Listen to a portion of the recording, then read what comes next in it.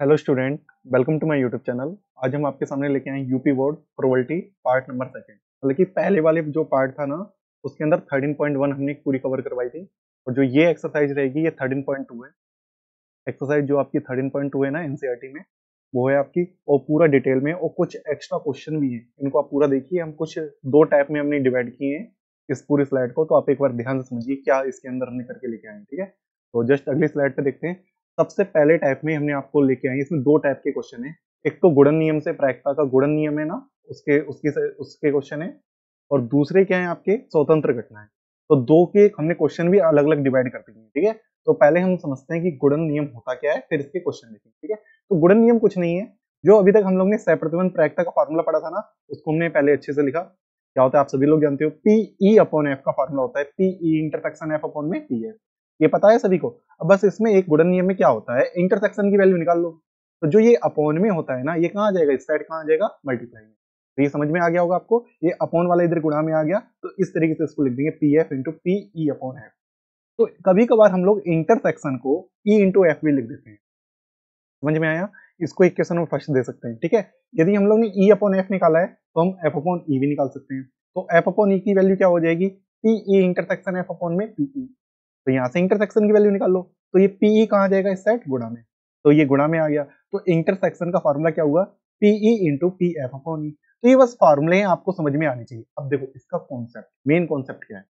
Main ये concept है probability of ई। इसका मतलब समझो, ई के घटना, जो ई घटना है ना, उसकी प्रायिकता है ये। ठीक है, अब ये जो प्रायिकता लिखी है, क्या प्रायिकता है इसको समझो। जब ई घटना घटित हो जाए, तब एफ घटना की घटित होने की प्रायिकता दे रखी है। ठीक है, मतलब जब ये वाली घटना, आगे वाली घटना हो जाए, तब एफ घटना निकालने की प्रायिकता आपको दे रखी होगी। उनका गुणा आपका पीई इंटू एफ कहलाता है। ये चीज हमने ऊपर दे रखा है, इसको ध्यान से समझ लीजिए।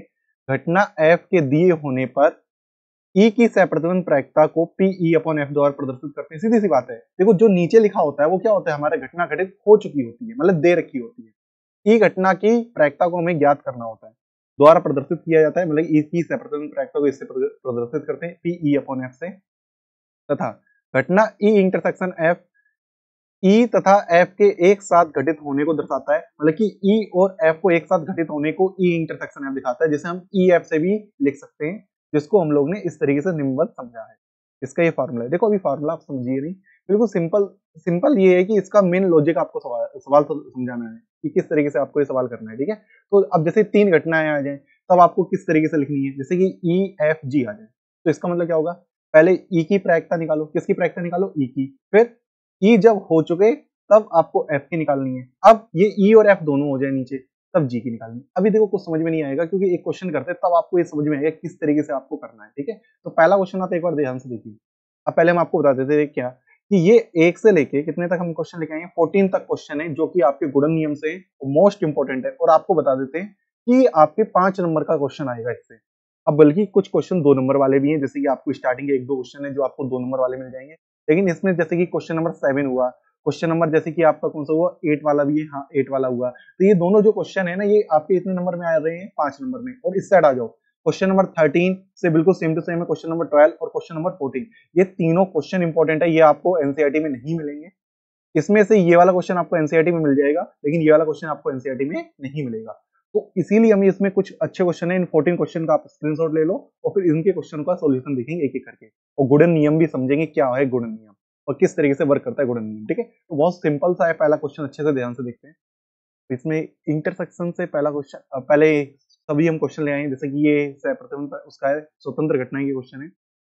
अगला भी ये क्वेश्चन 2 नंबर वाले के स्वतंत्र घटना के क्वेश्चन है, और ये 5 नंबर वाले स्वतंत्र घटना के क्वेश्चन है। इस लेक्चर में हम लोग इतना कवर करेंगे। ठीक है, समझ में आया हमें करना क्या है इसमें। तो सबसे पहले गुणन नियम का पहला क्वेश्चन आपके सामने आ चुका है। पहला क्वेश्चन देख सकते हो, पहला क्वेश्चन हमारा स्वतंत्र घटना का आ चुका है। अब इसको पहले समझते हैं, इसको करने का, सॉल्यूशन करने का तरीका अलग है। ये सॉल्यूशन कैसे करेंगे, इसको करने का तरीका अलग है, इसको किस तरीके से करना है। तो पहला क्वेश्चन क्या दे रखा है, एक कलश में 10 काली और 5 गेंदे हैं। ठीक है, मतलब एक कलश, मतलब कि इस तरीके का मान लो, एक बॉक्स मान लो। ठीक है, इधर तो सॉल्यूशन लिखा हुआ है, लेकिन हम आपको बता रहे कैसे पेपर में, पेपर से मतलब कि ये करने का तरीका है, और इसको जल्दी कैसे करेंगे उस चीज को आप सीख लो। जैसे 10 आपके पास ब्लैक बॉल है, ठीक है, और 5 आपके पास कैसी है, व्हाइट बॉल है। ध्यान से समझना, ठीक है। पहले दो गेंदे एक के बाद एक निकाली जाती है। सुनना, इसमें से हम लोग को दो गेंदे निकालनी है, पहली गेंद निकालनी है, फिर उसके बाद एक और निकालनी है। सवाल समझ में आया? पहले एक गेंद निकालनी है, फिर उसके बाद एक और निकालनी है। ठीक है, अब ध्यान से सुनना, आगे वाली बात बहुत इंपॉर्टेंट है। और पहली गेंद दूसरी के निकालने से पहले वापस नहीं रखी जाती। इसका मतलब समझो, जैसे हम लोग ने एक बॉल निकाल ली एक बॉल, अब उसे हम वापस नहीं रखेंगे। ध्यान से, मतलब एक बॉल निकाल ली, अब दूसरा हाथ डाला, फिर दूसरी बॉल निकाल ली। समझ में आया इतनी बार? ठीक है, इसी को हम कहते हैं बिना प्रतिस्थापन। इसको हम क्या कहते हैं? बिना प्रतिस्थापित किए गेंद निकालना। मतलब कि एक गेंद निकाल ली, फिर दूसरी वाली गेंद को हम लोग ने क्या किया, अब उसको वापस रखा नहीं और फिर दूसरी गेंद निकाली। मतलब कि दो गेंदें निकालनी, सीधी सी बात की। ठीक है, अब प्रतिस्थापन क्या होता है, एक बात समझो। देखो, हम लोग ने एक गेंद निकाली, ठीक है, पहले, फिर हमने क्या किया, दूसरी भी गेंद निकाल ली। इसको कहते हैं बिना प्रतिस्थापन। अब हम लोग प्रतिस्थापन क्या होता है, एक गेंद हम लोग ने निकाली, फिर उसको फिर वापस रख दिया, तब दूसरी निकाली, ये होता है प्रतिस्थापन। और ये क्या होता है? बिना प्रतिस्थापन। अभी देखो, अभी समझ में आ जाए, अभी एक क्वेश्चन आएंगे आगे, तो आप लोग अच्छे से और सीख जाओगे। अब दोबारा करते हैं, ठीक है, दोबारा समझते हैं। इसमें दो गेंदें निकालनी है, अब ध्यान से समझो। अब ये कहा है कि मान लीजिए कि कलश में से प्रत्येक गेंद का निकालना का समसंभाव्य, मतलब कि सभी प्रायिकता निकालने की सेम है। ठीक है, इसका मतलब ये है, तो दोनों काले रंग की, दोनों काली गेंद निकालने की क्या प्रायिकता? अब दो काली गेंद इसमें से निकालनी है, आपसे कहा जाए एक बॉक्स है, उसमें से दो काली गेंदें निकालनी है। अभी तक हम लोग एक काली गेंद निकालने की प्रायिकता अच्छे से आती थी। काली गेंदें कितनी है इसके अंदर? 10 है। कुल गेंदें कितनी है हमारे पास? 15। तो ये तो एक काली गेंद निकालने की प्रायिकता क्लास 10th में अच्छे से सीखी थी हम लोग ने। अब कहा कि एक और काली निकालो। अब एक और काली निकालनी है, तो एक और बात उन्होंने कहा है कि हमने वो वाली गेंद निकाली, तो वो निकाल ली। अब अंदर क्या हुआ, वो कंडीशन क्या बची होगी? 9 तो ब्लैक बॉल बची होंगी और 5 हो गई होंगी अब हमारे पास व्हाइट बॉल। क्या समझ में आया इतना? अब ये नया बॉक्स है, ठीक है। अब इसमें से फिर काली निकालो, क्योंकि उन्होंने दोनों काली खाई। ये पहली काली गेंद निकाली है, अब दूसरी काली गेंद निकालो। दूसरी काली गेंद में अब बचे क्या कंडीशन? 9 ब्लैक बची हैं, 5 व्हाइट बची हैं। हम देखो पहला क्वेश्चन इसलिए इतना डिटेल में बता रहे हैं, जैसे आगे वाले क्वेश्चन थोड़ी जल्दी जल्दी हम बता सकें। ठीक है, अब देखो पहला, अब ये देखो यहाँ पर 9 बॉलें बची हैं, 9 ब्लैक बॉल। अब देखो 9 ब्लैक बॉल निकालेंगे, अब कुल कितनी बॉलें हैं? 14। तो इस तरीके से निकाली जाती है। अब पेपर में लिखना कैसे, उस चीज का तरीका यहाँ पर। ठीक है, पेपर में कैसे लिखना है, ये हमारा आंसर है। ठीक है, इसको काट पीट करके सॉल्व करना है बस, और कुछ नहीं है। अब देखो, पहले हम लोग ए घटना देंगे, क्या देंगे नाम? ए घटना। पहली काली गेंद निकालना, ठीक है, फिर बी घटना देंगे, दूसरी काली गेंद निकालना। अब देखो हमको पता ही है कि पहली गेंद निकालने की, पहली काली गेंद निकालने की प्रैक्टिस कितनी होगी? 10/15, जैसे कि यहाँ से आपको पता है। बल्कि वाली लाइन तो आपको समझ में आ गई। अब ये देखो, ये चीज लिखना सीखो। जब हमने एक काली गेंद निकाली, मतलब एक घटना घटित हो चुकी है, तब बी निकाल रहे हैं, मतलब दूसरी काली गेंद तब निकाल रहे हैं, तब कितना होगा? 9/14, क्योंकि आपको पता है एक कम हो गई गेंद और एक इसमें से भी कम होगी, तो कितनी बची? 14। और अब लिखोगे यहाँ पे प्रायिकता का गुणन नियम, ये होता है प्रायिकता गुणन नियम का। बस देखो बात समझो, इसका बस आपको फार्मूला लिखना है और कुछ नहीं लिखना है, सब में ऐसे ही करना है। पी ए बी बराबर P A into P B upon A. P A का मान कितना है हमारे पास? कितना है? 10/15 है। और पी बी अपॉन ए का मान कितना है? 9/14 है। इसको कैलकुलेट किया तो कितना आया? 3/7। ये तो आप खुद कर लेना कैलकुलेशन सही से, ठीक है। तो ये पहले बताओ, ये क्वेश्चन समझ में आया? अभी बहुत सारे क्वेश्चन करेंगे और क्लियर होता जाएगा। देखो जस्ट अगला क्वेश्चन करते हैं, ठीक है। अगला क्वेश्चन बहुत अच्छा क्वेश्चन है, ध्यान से समझ लो। देखो थोड़ा बहुत आपको पत्तों के बारे में पता होना चाहिए, ऑलरेडी आपको हम समझ सकते हैं कि आपको पता है, बस रिवीजन क्लास में आपको बता रहे हैं, ठीक है। अब देखो 52 पत्तों की एक अच्छी तरह फेंटी गई गड्डी में से एक के बाद एक 3 पत्ते बिना प्रतिस्थापित किए निकाले थे। मतलब सीधी सी बात ये है, एक 52 ताश की गड्डी है, उसमें से 3 पत्ते निकालने हैं, वापस हम रखेंगे नहीं उन पत्तों को, बस 3 पत्ते निकाल लिए और कुछ नहीं, ठीक है। अब सुनना, 2 पत्तों का बादशाह होना और तीसरे का इक्का होने की प्रायिकता निकाल। देखो पहला पत्ता किंग निकले, मतलब किंग मतलब बादशाह, दूसरा भी किंग निकले और तीसरा क्या निकले? आपका इक्का। इक्का मतलब कि ए निकले। अब देखो हम इसको इससे नहीं बता रहे, जो ये सॉल्यूशन है इसको नहीं देखो, अब देखो इसको करने का तरीका देखो। ये तो बहुत करने का डिटेल तरीका है, अब लेकिन आपको शॉर्ट में करना है। कैसे करना है? अब आपको पता होना चाहिए बादशाह होते कितने हैं। 52 ताश की गड्डी में बादशाह कितने होते हैं? आपको पता होते हैं 4 होते हैं, और 4 ही इक्के होते हैं। अब पहला बादशाह निकालो, देखो पहला बादशाह निकालेंगे तो कितने होंगे? 4/52 होंगे, ये तो हर किसी को पता है। कुल 4 पत्ते, उसमें से 52 निकालने, ठीक है। अगला कितना होगा? 3/51 होगा। अब ये तो 3/51 क्यों हुआ? 4 में से एक कम हुआ तो कितने बचे? 3। 52 में से एक कम हुआ तो कितने बचे? 51। समझ में आया आपको? देखो कैसे, एक पत्ता बादशाह निकल चुका है। अब देखो उसके अंदर कंडीशन क्या बची? इस 52 पत्ते के 51 तो पत्ते रह गए होंगे, और उसके अंदर बादशाह कितने बचे होंगे? 3 बादशाह होंगे इसके अंदर। इसके अंदर कितने? अभी इसके अंदर कितने बादशाह थे? 4 बादशाह थे। तो 4 में से एक निकल गया, उसकी प्रायिकता हमने यहाँ पर लिख दी। अब दूसरा बादशाह निकालना है, दूसरा बादशाह के लिए 3 बादशाह बचे हैं, और कुल कितने पत्ते हैं हमारे पास? 51। समझ में आया? अब ध्यान से देखना अगली पेज। अब पत्ते कितने बचे? 50। कितने बचे? 50। अब लेकिन अब निकालना है इक्का। इक्का इसके अंदर वही कि 50 के अंदर इक्के कितने होंगे? चारों के चारों इक्के अभी प्रेजेंट है, इक्के थोड़ी निकाले हमने, 2 बादशाह निकाल लिए। अब यदि यहाँ से कहा तो बादशाह निकालो तो बादशाह तब 2 बचे होते। लेकिन अब उन्होंने कहा है इक्का निकालो। इक्का तो उस 50 के अंदर तो 4 है, तो कितना होगा अगला 4/50। देखो ये समझ में आया? थोड़ा एक बार रिपीट करके भी आप देख सकते हो, एक बार ध्यान से समझना, आपको समझ में आ जाएगा। बहुत सिंपल सी चीज। अब देखो करेंगे कैसे पेपर में। ए घटना को हम नाम देंगे, पहले ए घटना देंगे। निकाला गया पत्ता, निकाला गया पहला पत्ता बादशाह है, ठीक है, पहला किंग निकाला। निकाला गया दूसरा पत्ता बादशाह है, निकाला गया तीसरा पत्ता क्या है, इक्का है। समझ में आया? इस तरीके से आपको करना है। अब देखो इसके बाद ये चीज आप बाद में लिख लेना, उससे पहले ये वाली लाइन लिखना, ठीक है, मतलब ये वाली लाइन आप पहले लिख लेना, उसमें बीच में जगह छोड़ देना, ठीक है, ये वाली जगह छोड़ देना। ये फार्मूला ए बी सी का फार्मूला आप लोग याद करो कैसे करते हैं। पी ए लिखते हैं पहले, ठीक है, पी ए लिखेंगे, फिर ए को नीचे लिखेंगे, बी को ऊपर लिखेंगे, ठीक है, फिर ए बी को नीचे लिखेंगे, सी को ऊपर लिखेंगे। ऐसे डी वाला भी हो सकता है, डी ऊपर आएगा तो ए बी सी नीचे आएगा। अभी 4 वाला भी सवाल करेंगे, ठीक है, ध्यान से देखना। अब इसके बाद ये वाली लाइन आप कॉपी कर सकते हो, ये चीज हम लोग को निकालना आता है, इसी चीज को उठा के यहाँ पर सीधा सीधा लिखो। आप ये वाली लाइन नहीं लिखना चाहते हो नहीं लिखिए, कोई दिक्कत वाली बात नहीं है, और बल्कि आप समझ जाओगे पी ए का मान पहला वाला पद जो होगा पी ए का मान होगा, ये पी बी मतलब पी बी अपॉन ए का मान होगा, ये किसका होगा P C upon A B का मान। ठीक है, इसको सोल्व करेंगे कितना आएगा 2/5525। ये काफी अच्छा क्वेश्चन था, ठीक है, पेपर में आया हुआ है क्वेश्चन। तो अगला देखिए, जस्ट अगला। अब समझ में आ चुका हो कैसे करना है। अब देखो ये वाला इस क्वेश्चन को अलग से करते हैं पहले, ठीक है। क्या दे रखा है, 52 पत्तों की एक गड्डी में से यादृच्छा बिना प्रतिस्थापित किए गए 2 पत्ते निकाले गए। कितने निकाले गए? 2 पत्ते अब निकाले गए। देखो ध्यान से सुनना, 52 ताश की एक गड्डी है, ठीक है, ध्यान से सुनना, 52 ताश की एक गड्डी है। अब इसमें से कितने पत्ते निकालेंगे? 2 पत्ते निकालेंगे। कितने पत्ते निकालेंगे? 2 पत्ते, वो भी बिना प्रतिस्थापित किए, मतलब कि दोनों ही निकाल लिए और कुछ नहीं, ठीक है। दोनों पत्तों के काले रंग के होने, मतलब पहला भी काला पत्ता निकलना चाहिए ब्लैक, और दूसरा भी ब्लैक निकलना चाहिए, ठीक है। अब देखो बात समझो, इसके अंदर ब्लैक पत्ते होते कितने, ये चीज आपको पता होनी चाहिए, लेकिन 26 पत्ते होते हैं काले, ठीक है। तो 26/52 हो गया पहला पहला पत्ता काला निकालने का। अगला कितना होगा? 25/51। समझ में आया? बस यही आंसर है, बस लिखने का तरीका ये है, जिसको आप समझ लो कैसे लिखा जाएगा। देखो ताश की गड्डी में से कुल पत्तों की संख्या कितनी है? 52 है। ए क्या लिखोगे? पहला काले रंग का पत्ता निकाला। बी क्या लिखोगे? दूसरे काले रंग का पत्ता निकाला। ये तो समझ में आ गया ना कैसे लिखना है हम लोग को। फिर ये वाली लाइन चाहो तो आप स्किप कर सकते हो, सीधा आप लिख सकते हो पी ए बी का, क्योंकि दो ही लोग तो निकालने हैं, तो P A into P B अपने, और इसके बाद ये वाला तो कॉपी करना आता ही है, इस चीज को लिखना आता ही, इस चीज को। समझ में आ गया कैसे पेपर में लिखना है और कैसे हम लोग को समझना था, ठीक है। अगला क्वेश्चन देखते हैं, ये भी बहुत अच्छा क्वेश्चन है, एनसीईआरटी का क्वेश्चन है। देखो संतरों के एक डिब्बे का निरीक्षण, उसमें से 3 संतरों को यादृच्छा बिना प्रतिस्थापित किए हुए निकालकर किया जाता है। यदि तीनों निकाले गए संतरे अच्छे हों, तीनों निकाले गए संतरे अच्छे हों तो डिब्बे को बिक्री के लिए स्वीकृत किया जाता है, अन्यथा अस्वीकृत कर दिया जाता है। एक डिब्बे में जिसमें 15 संतरे हैं, जिसमें से 12 अच्छे हैं और 3 खराब संतरे हैं, कि बिक्री के लिए स्वीकृत होने की प्रक्रिया जाती है। देखो पहले सवाल समझते हैं क्या है। देखो एक डब्बा है, ध्यान से सुनना, वैसे बहुत सारे डब्बे हैं लेकिन इसमें कुल 15 संतरे हैं। कितने संतरे? 15। 12 अच्छे हैं, 12 क्या है हमारे पास? अच्छे संतरे हैं, और उसमें से 3 खराब संतरे हैं। उसके अंदर कितने हैं? 3 खराब संतरे, ठीक है। एक बॉक्स है उसके अंदर, आप समझ लो, ठीक है, एक आपका क्या डिब्बा है, ठीक है।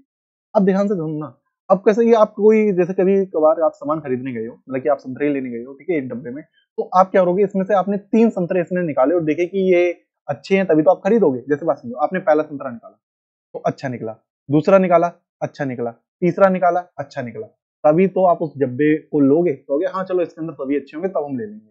लेकिन कोई ये खराब निकला है तो आप नहीं लोगे ना। तो इसीलिए उन्होंने ये कहा कि यदि तीनों अच्छे संतरे निकले, मतलब तीनों अच्छे निकलने चाहिए, पहला भी अच्छा निकलना चाहिए, दूसरा भी अच्छा निकलना चाहिए, तीसरा भी अच्छा निकलना चाहिए, मतलब गुड निकलना चाहिए, ऐसे इंग्लिश में लिखना चाहिए, ठीक है, पहला अच्छा निकलना, ठीक है, इस तरीके से। दूसरा भी संतरा अच्छा निकलना चाहिए, तीसरा भी क्या निकलना चाहिए? अच्छा।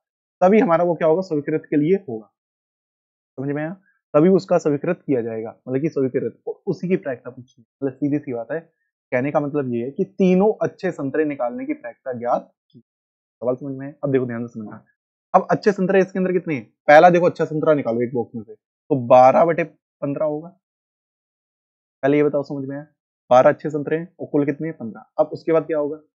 अब 11 बचे अंदर अच्छे संतरे, और कुल कितने बचे होंगे? 14। समझ में आया या नहीं आया? देखो एक संतरा निकल गया तो उसके बाद 11 ही तो बचे, और कुल 14 बचे होंगे। अब एक और अच्छा निकल गया तो 10 बचे संतरे बटे 13, और यही हमारा आंसर है। देख लो यहाँ पर इसको, 12/15, 11/14 और 10/3। तो यही चीज आपको बस अब लिखना है। कैसे देखोगे? डिब्बे में कुल संतरों की संख्या कितनी है? 15 है। अच्छे संतरों की संख्या कितनी है? 12 है। चाहो तो यहाँ पर एक बॉक्स बना के दिखा भी सकते हो कैसे कैसे कितने हैं कितने। यहाँ पर 12 अच्छे संतरे हैं, लिख देना 12 अच्छे संतरे हैं, और 3 खराब संतरे, समझ में आया। और उसके बाद क्या लिखोगे, पहला ए, पहला संतरा अच्छा निकला, दूसरा अच्छा संतरा निकलना, सी तीसरा अच्छा संतरा निकलना, ठीक है। उसके बाद पी, देखो बात समझो, बिक्री के लिए स्वीकृत की प्रायिकता पूछी है तो पी एबीसी लगाएंगे, उसका फॉर्मूला हम लोग ने याद कर लिया है, P A into P B upon A into P C upon A B, उसका फॉर्मूला रखें, डायरेक्टली आपका आंसर आ गया 44/91। समझ में आया कैसे करना था इस क्वेश्चन। ये सिंपल क्वेश्चन अब आपको लग रहे होंगे आराम से, ठीक है। अब ये थोड़ा सा और अच्छा सवाल है, इसको और अच्छे से देख लो जिससे और क्लियर हो जाए मैं, ठीक है। देखो, दो गेंदे एक बॉक्स से बिना प्रतिस्थापित किए निकाली है, देखो बिना प्रतिस्थापित करे, ध्यान से ये वाली बात देखना, ठीक है। बॉक्स में से 10 काली गेंदें हैं और 8 लाल गेंदें हैं, देखो उसके अंदर कितनी है, 10 काली हैं और 8 लाल हैं, जैसे कि इसमें बॉक्स में हमने दे रखा है, देखो 10 काली हैं 8 लाल गेंदें हैं, लिख दिया। प्रायिकता याद कीजिए कि दोनों लाल गेंदें निकालो। अब देखो इसमें दोनों लाल गेंदें निकालनी, ध्यान से सुनो, दोनों लाल गेंदें निकालनी है ना। लाल गेंदें कितनी है, 8 बटे कितनी हो जाएगी, 18, ठीक है। डायरेक्टली कर रहे हैं, ठीक है, पहले आपको, फिर एक गेंद निकल गई, अब एक और निकालनी है, तो 7 बटे कितनी बची, समझ में आया। लेकिन एक बात और ध्यान दो, आंसर तो ये हमने लिख दिया है, यदि यहीं पर पेपर में लिखा होता, ये एनसीईआरटी में देखो बेटा, उसमें सिर्फ ये बिना शब्द हटा दिया गया, बिना हटा दिया गया, तो क्या लिखा, दो बॉक्स, क्या लिखा, दो गेंदे एक बॉक्स से प्रतिस्थापित किए निकाली जाती। अब इसका सेंस समझना, इसका क्या समझना, सेंस समझना।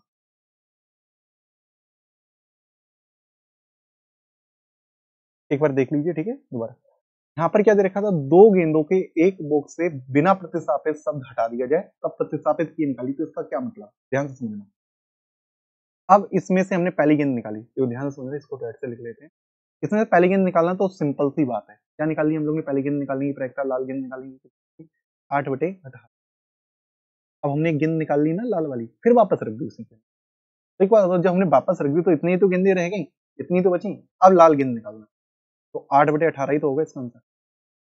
तो तरीका समझ में आया, क्या कहा हमने, जब लिखा हो प्रतिस्थापित किए निकालना, तो इसका सेंस क्या हो, जो निकाली ना उसे वापस रख दी, उसे क्या रख दिया हम लोग ने, वापस। तब और आपकी एनसीईआरटी में इससे इसका आंसर आ रहा है, और आपके एनसीईआरटी में लिखा होना चाहिए प्रतिस्थापित किए, वही लिखा हुआ है, ठीक है। नई किताबों में आ गया है, पुरानी किताबों में बिना ही लिखा हुआ है। बिना प्रतिस्थापित किए का मतलब क्या होता है, एक निकाल ली फिर दूसरी फिर निकाल ली, ठीक है? समझ में आ गया अच्छे से क्या कंफ्यूजन था। अब चलो इसको अगला वाला करते हैं, इसका जस्ट अगला पार्ट देखो। अब उन्होंने खुद का स्पेशल, प्रथम काली गेंद निकालना है और दूसरी लाल गेंद निकालना है, ध्यान से समझना, पहली काली निकालना है और दूसरी क्या निकालनी है, लाल। अब ये 10 काली गेंद, इसमें देखो बात समझो, पहली आपको काली गेंद निकालना, पहली काली गेंद निकालने का मतलब कितना होगा, देखो बात समझो, 10/18। फिर अब आगे क्या निकालना है आपको, लाल गेंद। अब देखो एक गेंद निकाली तो इसके अंदर बची कितनी होंगी, इसके अंदर 9 काली बची होंगी, 8 लाल बची होंगी, तो लाल तो 8 ही है ना, 8/17, समझ में आया। देखो 8 लाल निकाली और कुल कितनी बची होंगी, एक तो निकल गई तो कितनी बची, ये चीज हमने यहाँ पर लिखी है, 10/18 गुना 8/17। तो लिखने का तरीका क्या है, पहले लिखोगे पहली काली गेंद निकालना, बी क्या लिखोगे, दूसरी काली गेंद निकालना, फिर उसके बाद प्रथम काली व दूसरी काली की प्रायिकता पूछिए, पी करके लिख दो, पी ए बी बराबर P A into P B. Clear हो गया इतना। इसके बाद अब देखो लास्ट वाला काफी अच्छा है, इसमें बच्चे गलती भी कर देते हैं, ठीक है, कभी कभार। क्या दे रखा है, एक काली तथा दूसरी लाल गेंद निकालो, पहली काली हो। अब देखो इन्होंने फिक्स नहीं कहा प्रथम कौन सी हो, एक काली और दूसरी लाल हो। अब यहाँ पर दूसरी भी नहीं कहना चाहिए, यहाँ पर देखो लिखा एनसीईआरटी में दूसरी है, लेकिन ऐसा आना चाहिए क्वेश्चन, एक काली तथा एक लाल गेंद। अब ये नहीं पता कि पहली कौन सी काली निकालनी है, दूसरी लाल निकालनी है, ये चीज क्लियर नहीं है। तो इसका मतलब क्या होगा, जब ऐसा सवाल आ जाए, एक काली तथा एक लाल ऐसे लिखे आएगा पेपर में, ठीक है, ध्यान से, इसमें क्लियर, इसमें कंफ्यूजन मत होना। एक काली तथा एक लाल, इसका सेंस क्या होगा, हो सकता है कि कोई बच्चा पहली काली निकाले, हो सकता है पहली लाल निकाले, समझ में। अब एक बार इसका करके दिखा देते हैं आपको क्या मतलब है, ठीक है। अब जैसे कि यहाँ पर 10 काली गेंदें और 8 रेड गेंदें, ध्यान ध्यान से समझना। अब इसमें से पहली काली गेंद निकालना कोई बच्चा, पहली काली गेंद निकालने की प्रायिकता कितनी होगी, 10/18। अब दूसरी लाल निकालना है तो कितनी बची, दूसरी 8 तो लाल है, एक कुल कितनी बची, 17 ही तो बची, क्योंकि एक तो निकल चुकी थी, ठीक है। अब कोई बच्चा क्या करे, प्रथम लाल निकाले, प्रथम क्या निकाले, लाल। प्रथम लाल निकालने का मतलब कितना होगा, 8/18, और दूसरी काली का मतलब कितना होगा, 10/, और इन दोनों को क्या कर देगा, वो प्लस कर देगा, क्या कर देगा, इन दोनों को प्लस। समझ में आया, इस तरीके से इस क्वेश्चन करना, जो चीज हमने यहाँ पर डिस्कस की है उसको जोड़ दिया, इसका आंसर आएगा 80/153। क्लियर हो गया, कोई कंफ्यूजन तो नहीं रहा। और यदि यहीं पर लिखा होता प्रतिस्थापित करके निकालना है तो सीधा कितना होगा, 10/18 और 8/18 हो जाएगा था, कितना हो जाएगा, 18, क्योंकि वो वापस रख दी, वो क्या रख दी है, वापस। और यहाँ पर भी 10 कितना हो जाएगा, 18। क्लियर हो गया और कोई कंफ्यूजन नहीं है इसके अंदर, आगे देखते हैं। अब ये जो हम क्वेश्चन करा रहे हैं इसको पहले अच्छे समझो, ये क्लास 10th का क्वेश्चन है, लेकिन इसको एक दूसरा मेथड हमने यहाँ पे दे रखा है, उससे कैसे करेंगे, फिर उससे एक अगला क्वेश्चन बहुत अच्छा है, ठीक है, उस क्वेश्चन को आपको बहुत अच्छे से समझना है। क्या दे रखा है, यदि पासों का एक जोड़ा उछाला जाता है, पासों का एक जोड़ा उछाला जा रहा है, तो आप समझ गए होंगे पासों का एक जोड़ा उछालने का हमने पहले लेक्चर में अच्छे से समझाया था। 36 केस बनेंगे, कितने बनेंगे, 36 केस, जो चीज हमने यहाँ पर लिख दी है, ठीक है, 36 केस होंगे, ठीक है।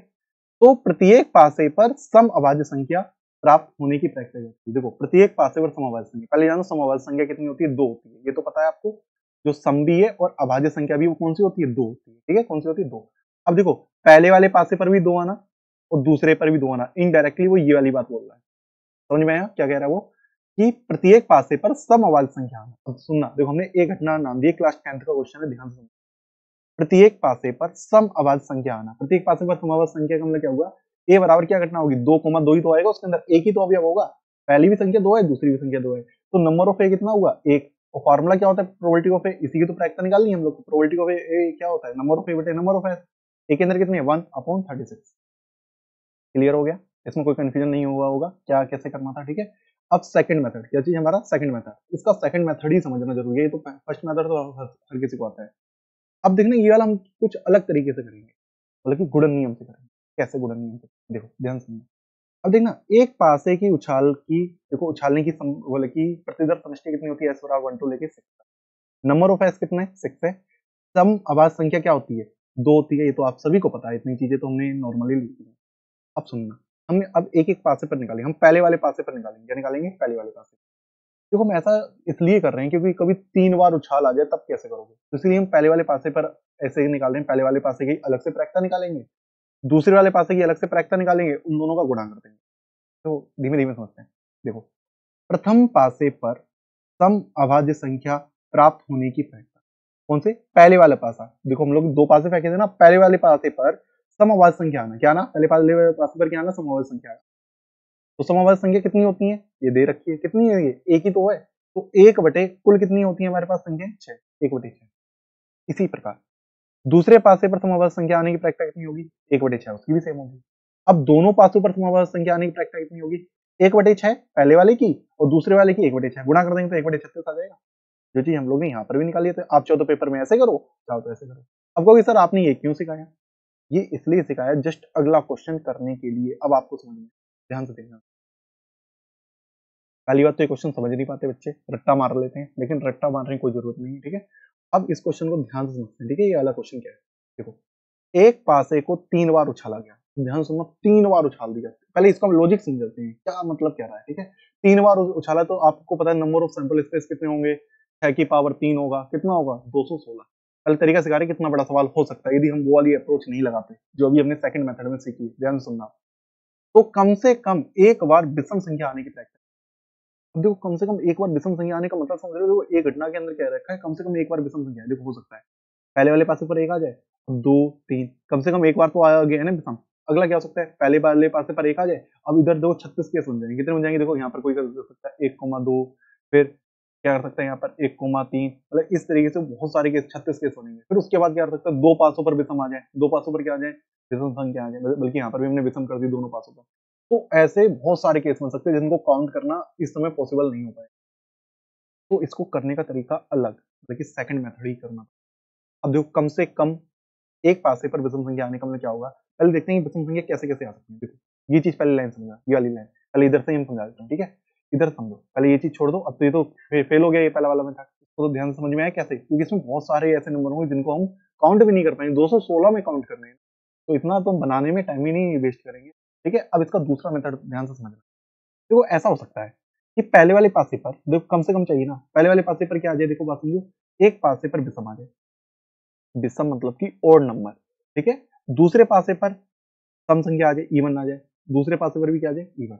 अब देखो एक बार ही तो ओड आया ना, पहली वाली संख्या पर ओड आया ना, हो सकता है कि ये ओड नंबर बीच में आ जाए, 2 जगह इवन नंबर आ जाए, हो सकता है कि सबसे लास्ट में ओड नंबर आ जाए। एक तो ये केस हो सकते हैं, समझ में आया।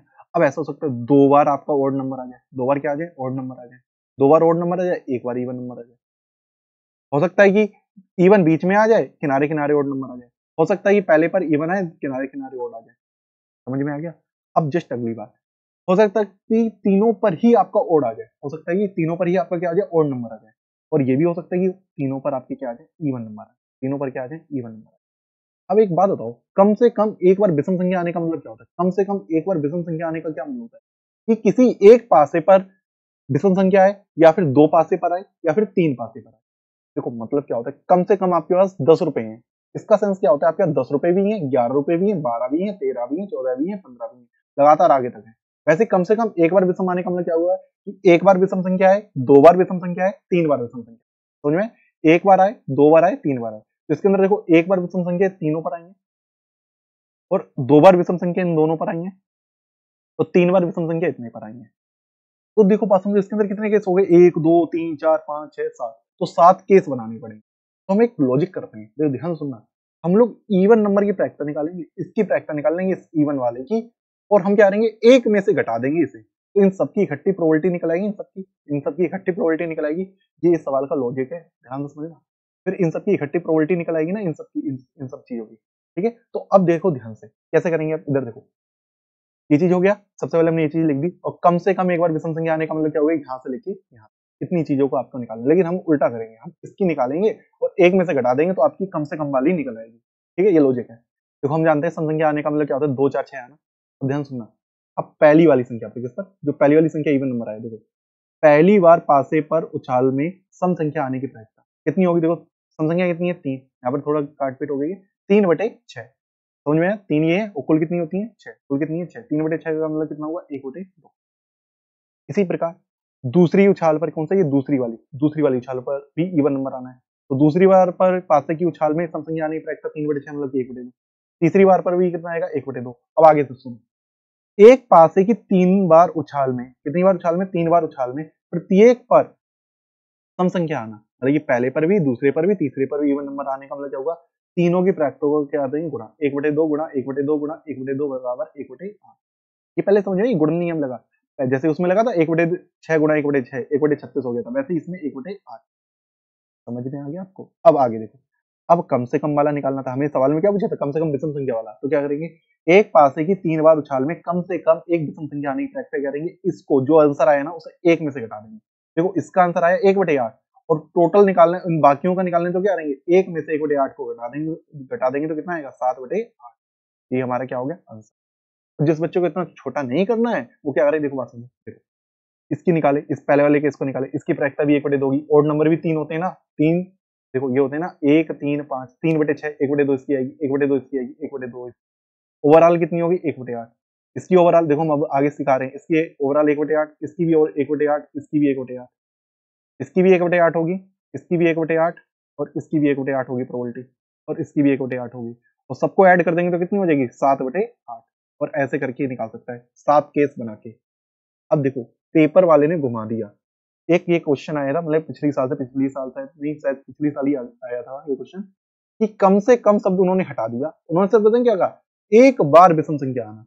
इसमें बच्चे बताएंगे यार ये वाला कोई क्वेश्चन करके आगे पूरा, लेकिन ऐसा नहीं करना था, जस्ट अगला क्वेश्चन हम लेके आए इसी कारण। देखो ये क्वेश्चन लेके आएंगे, एक पासे को 3 बार उछाला जाता है, कितनी बार उछाला जाता है, 3 बार उछाला जाता है, तो प्रायिकता ज्ञात कीजिए कि प्राप्त अंकों में एक विषम संख्या हो। देखो क्या लिखा, सिर्फ एक ही विषम संख्या हो, बस यही पूछा था उन्होंने। मतलब कि पहला देखो इसमें कौन सा केस पूछा, देखो आप पीछे वाले पे दिखा देते, उन्होंने एक बार विषम संख्या, देखो इसी पर तो आई थी, इस वाले पे देखो ओड नंबर एक, यही तो दिखाई दे रहा है, ओड नंबर, ये देखो ये ओड नंबर दिखाई दे रहा है, एक ओड इस पे दिखाई दे रहा है, एक ओड इस पे दिखाई दे रहा है, तो ये बस यही 3 केस पूछे हैं, तो तीनों का आंसर कितना हुआ, 1/8 इसका हुआ, इसका 1/8, इसका भी 1/8, टोटल कितना हो गया, 3/8। समझ में आ गया, 3/8 डायरेक्टली हमने आंसर बता दिया, तो देख सकते हो 3/8 इसका आंसर भी आ रहा है 3/8। लेकिन पेपर में करके भी तो दिखाना था 5 नंबर का क्वेश्चन, देखो वही करना है, एक पासे की उछाल में प्रतिदर्भ समष्टि एस बराबर इतना होगा, ये हमने केस बना दिए थे, देखो 3 है ना, 3 ही तो बनेंगे, odd even even, even odd even, और इवन इवन ओड, ये तो बन सकते हैं, एक ही बार तो विषम संख्या है, पहले पर आ जाए, या तो बीच में आ जाए, तो लास्ट में आ जाए विषम संख्या। अब ये केस फर्स्ट में इस वाले को निकाला हमने, पूरा इतना काम किया, बस हिंदी लिखना सीखो। पहली बार पासे की उछाल में विषम संख्या आना, पहले ओड नंबर आने की प्रायिकता कितनी हुई, 3/6 बराबर 1/2। सम संख्या की भी आने की प्रायिकता 3/6 होगी, क्योंकि सम संख्या भी 3 होती है, 1/2। तीसरी बार पर भी सम संख्या आने की प्रायिकता 1/2, तो तीनों पर देखो क्या लिखा, अतः एक पासे की तीनों बार उछाल में एक विषम संख्या आने की प्रायिकता, 3 बार उछाल में एक बार विषम संख्या आने की प्रायिकता कितनी मुझे, 1/2, 1/2 गुणा 1/2 बराबर 1/8। वैसे ही इसका भी करेंगे। सम संख्या आने की प्रायिकता 1/2, विषम की भी 1/2, सम की भी 1/2, गुणा कर दिए तो 1/8 हो गया। इसका भी 1/8 हो गया, इतने वाले का भी, इसको भी लिख दिया हमने, अच्छे से समझ गए होगे आप लोग। सम फिर विषम, ठीक है, इसका भी 1/8 हो गया। अब क्या लिखोगे, जो हमें प्रायिकता निकालनी थी ये लिख सकते हो, अभिष्ट प्रायिकता बराबर 1/8 प्लस 1/8 प्लस 1/8 बराबर 3। समझ में आया ये वाला क्वेश्चन? बहुत अच्छा क्वेश्चन था, बच्चे 7/8 करके आए थे इसका आंसर, ठीक है। अब ये वाला क्वेश्चन देखते हैं 9वां, ये क्लास 10 का ही क्वेश्चन है, बस उन्होंने इसमें दे दिया था इसलिए हमें देना पड़ा, ठीक है। ये वाला क्वेश्चन देखिए ध्यान से, यदि दो पासे एक साथ फेंके जा रहे हैं तो कम से कम 6 अंक आने की प्रायिकता याद कीजिए। देखो दो पासे फेंकते हैं, इसलिए हम थोड़ा डिटेल में किया, 36 केस पूरे बना दिए। अब उन्होंने कहा कम से कम 6 अंक आना, देखो एक बार 6 अंक आना, या फिर देखो कम से कम का लिखा है ना, एक बार 6 आना या फिर 2 बार 6 अंक, ठीक है। 2 से ज्यादा तो 6 आ ही नहीं सकते ना, क्योंकि दो ही तो पासे, दो ही बार तो फेंके जा रहे हैं, मतलब दो पासे ही को तो फेंका जा रहा है ना हमारा, ठीक है। अब कम से कम एक बार 6 कहाँ आया, देखो बात समझो, इसमें देख लो, कम से कम एक बार 6 कहाँ आया, देखो एक बार 6 यहाँ आया, यहाँ आया, यहाँ आया, देखते रहे, इधर भी आए 6 6, इधर देख लो एक बार इन पे आए, यहाँ तक, ठीक है। अब लेकिन 2 बार 6 इस पर आया, तो कितने केस हो गए, देखो बात समझो, 1 2 3 4 5 6, ये 5, कितने हो गए 11, तो इन्हीं को हमने यहाँ पे लिख दिया। कम से कम 6 अंक आना, इसको पूरा लिख दिया। कितने लोग हैं इसके अंदर, 11, प्रोबेबिलिटी इसकी इतनी हो जाएगी, नंबर ऑफ ए बटे नंबर ऑफ एस बराबर 11/36। समझ में आ गया अच्छे से किस तरीके से इस क्वेश्चन को करना। अगला क्वेश्चन नंबर 10, वही पुराना क्वेश्चन फिर से रिपीट हो गया, लेकिन थोड़ा अच्छा क्वेश्चन है, ठीक है, एक बार ध्यान से देखना। अब एक थैले में 10 गेंदे हैं, जिसमें से प्रत्येक पर 0 से 9 तक अंक लिखे गए हैं। मतलब एक थैले है ना, उसके अंदर क्या है, 10 गेंदे और सब पर नंबर लिखे हुए, 0 से लेके देखो 9 तक, 0 से लेके 9 तक लिखे हैं, इसका मतलब कितने लोग हैं उसके अंदर, 10 लोग हैं, ठीक है, ये लिख दिया हमने। एक थैले में 10 गेंदे हैं, प्रत्येक पर जिन पर 0 से 9 तक अंक लिखे हुए हैं, ऐसे सॉल्यूशन में लिख सकते हो आप, ठीक है। आगे देखो क्या लिखा है, यदि थैले से 4 गेंदें उत्तरोत्तर पुनः वापस रखते हुए निकाली जाती हैं, देखो ध्यान से समझ लो, एक निकाली, देख लिया, फिर वापस रख दी, फिर निकाली, देख लिया, फिर वापस रख दी, मतलब वापस फिर रख देते हैं, ठीक है, ध्यान से समझो। तो क्या कहा, तो इस बात की क्या प्रायिकता है, जिसमें से क्या लिखा, इस बात की क्या प्रायिकता है कि उनमें से किसी भी गेंद पर 0 ना लिखा हो। अब बात समझो, 0 नहीं लिखा है तो कितनी गेंदें बची, 1 से लेकर 9 तक बची, तो 9 बटे कुल कितनी है, 10। तो पहली गेंद निकालने की प्रायिकता यही हो जाएगी जिस पर 0 नहीं लिखा होगा, जिस पर 0 नहीं लिखा होगा वो तो 9/10 होगा ना। ये समझ में आया आपको? जैसे इस बॉक्स के अंदर इतनी गेंदें हैं, इसमें से हमें देखो 0 को छोड़कर निकालना है, तो कितनी बची, 9 बची ना, तो 9 बटे कुल कितनी है, 10। एक गेंद निकाल ली, अब फिर वापस फिर रख दी हमने उसे, उन्होंने ये कहा कि वापस फिर रख दो इसको, तो वापस फिर रखने से क्या हुआ कि गेंद तो उतनी हो गई ना हमारी पूरी जितनी थी। अब फिर उन्होंने कहा फिर गेंद निकालो जिस पर 0 ना लिखा हो, फिर 0 नहीं लिखने का कितना होगा, 9/10। 0 नहीं लिखे उसमें 9 है, कुल कितनी है, 10।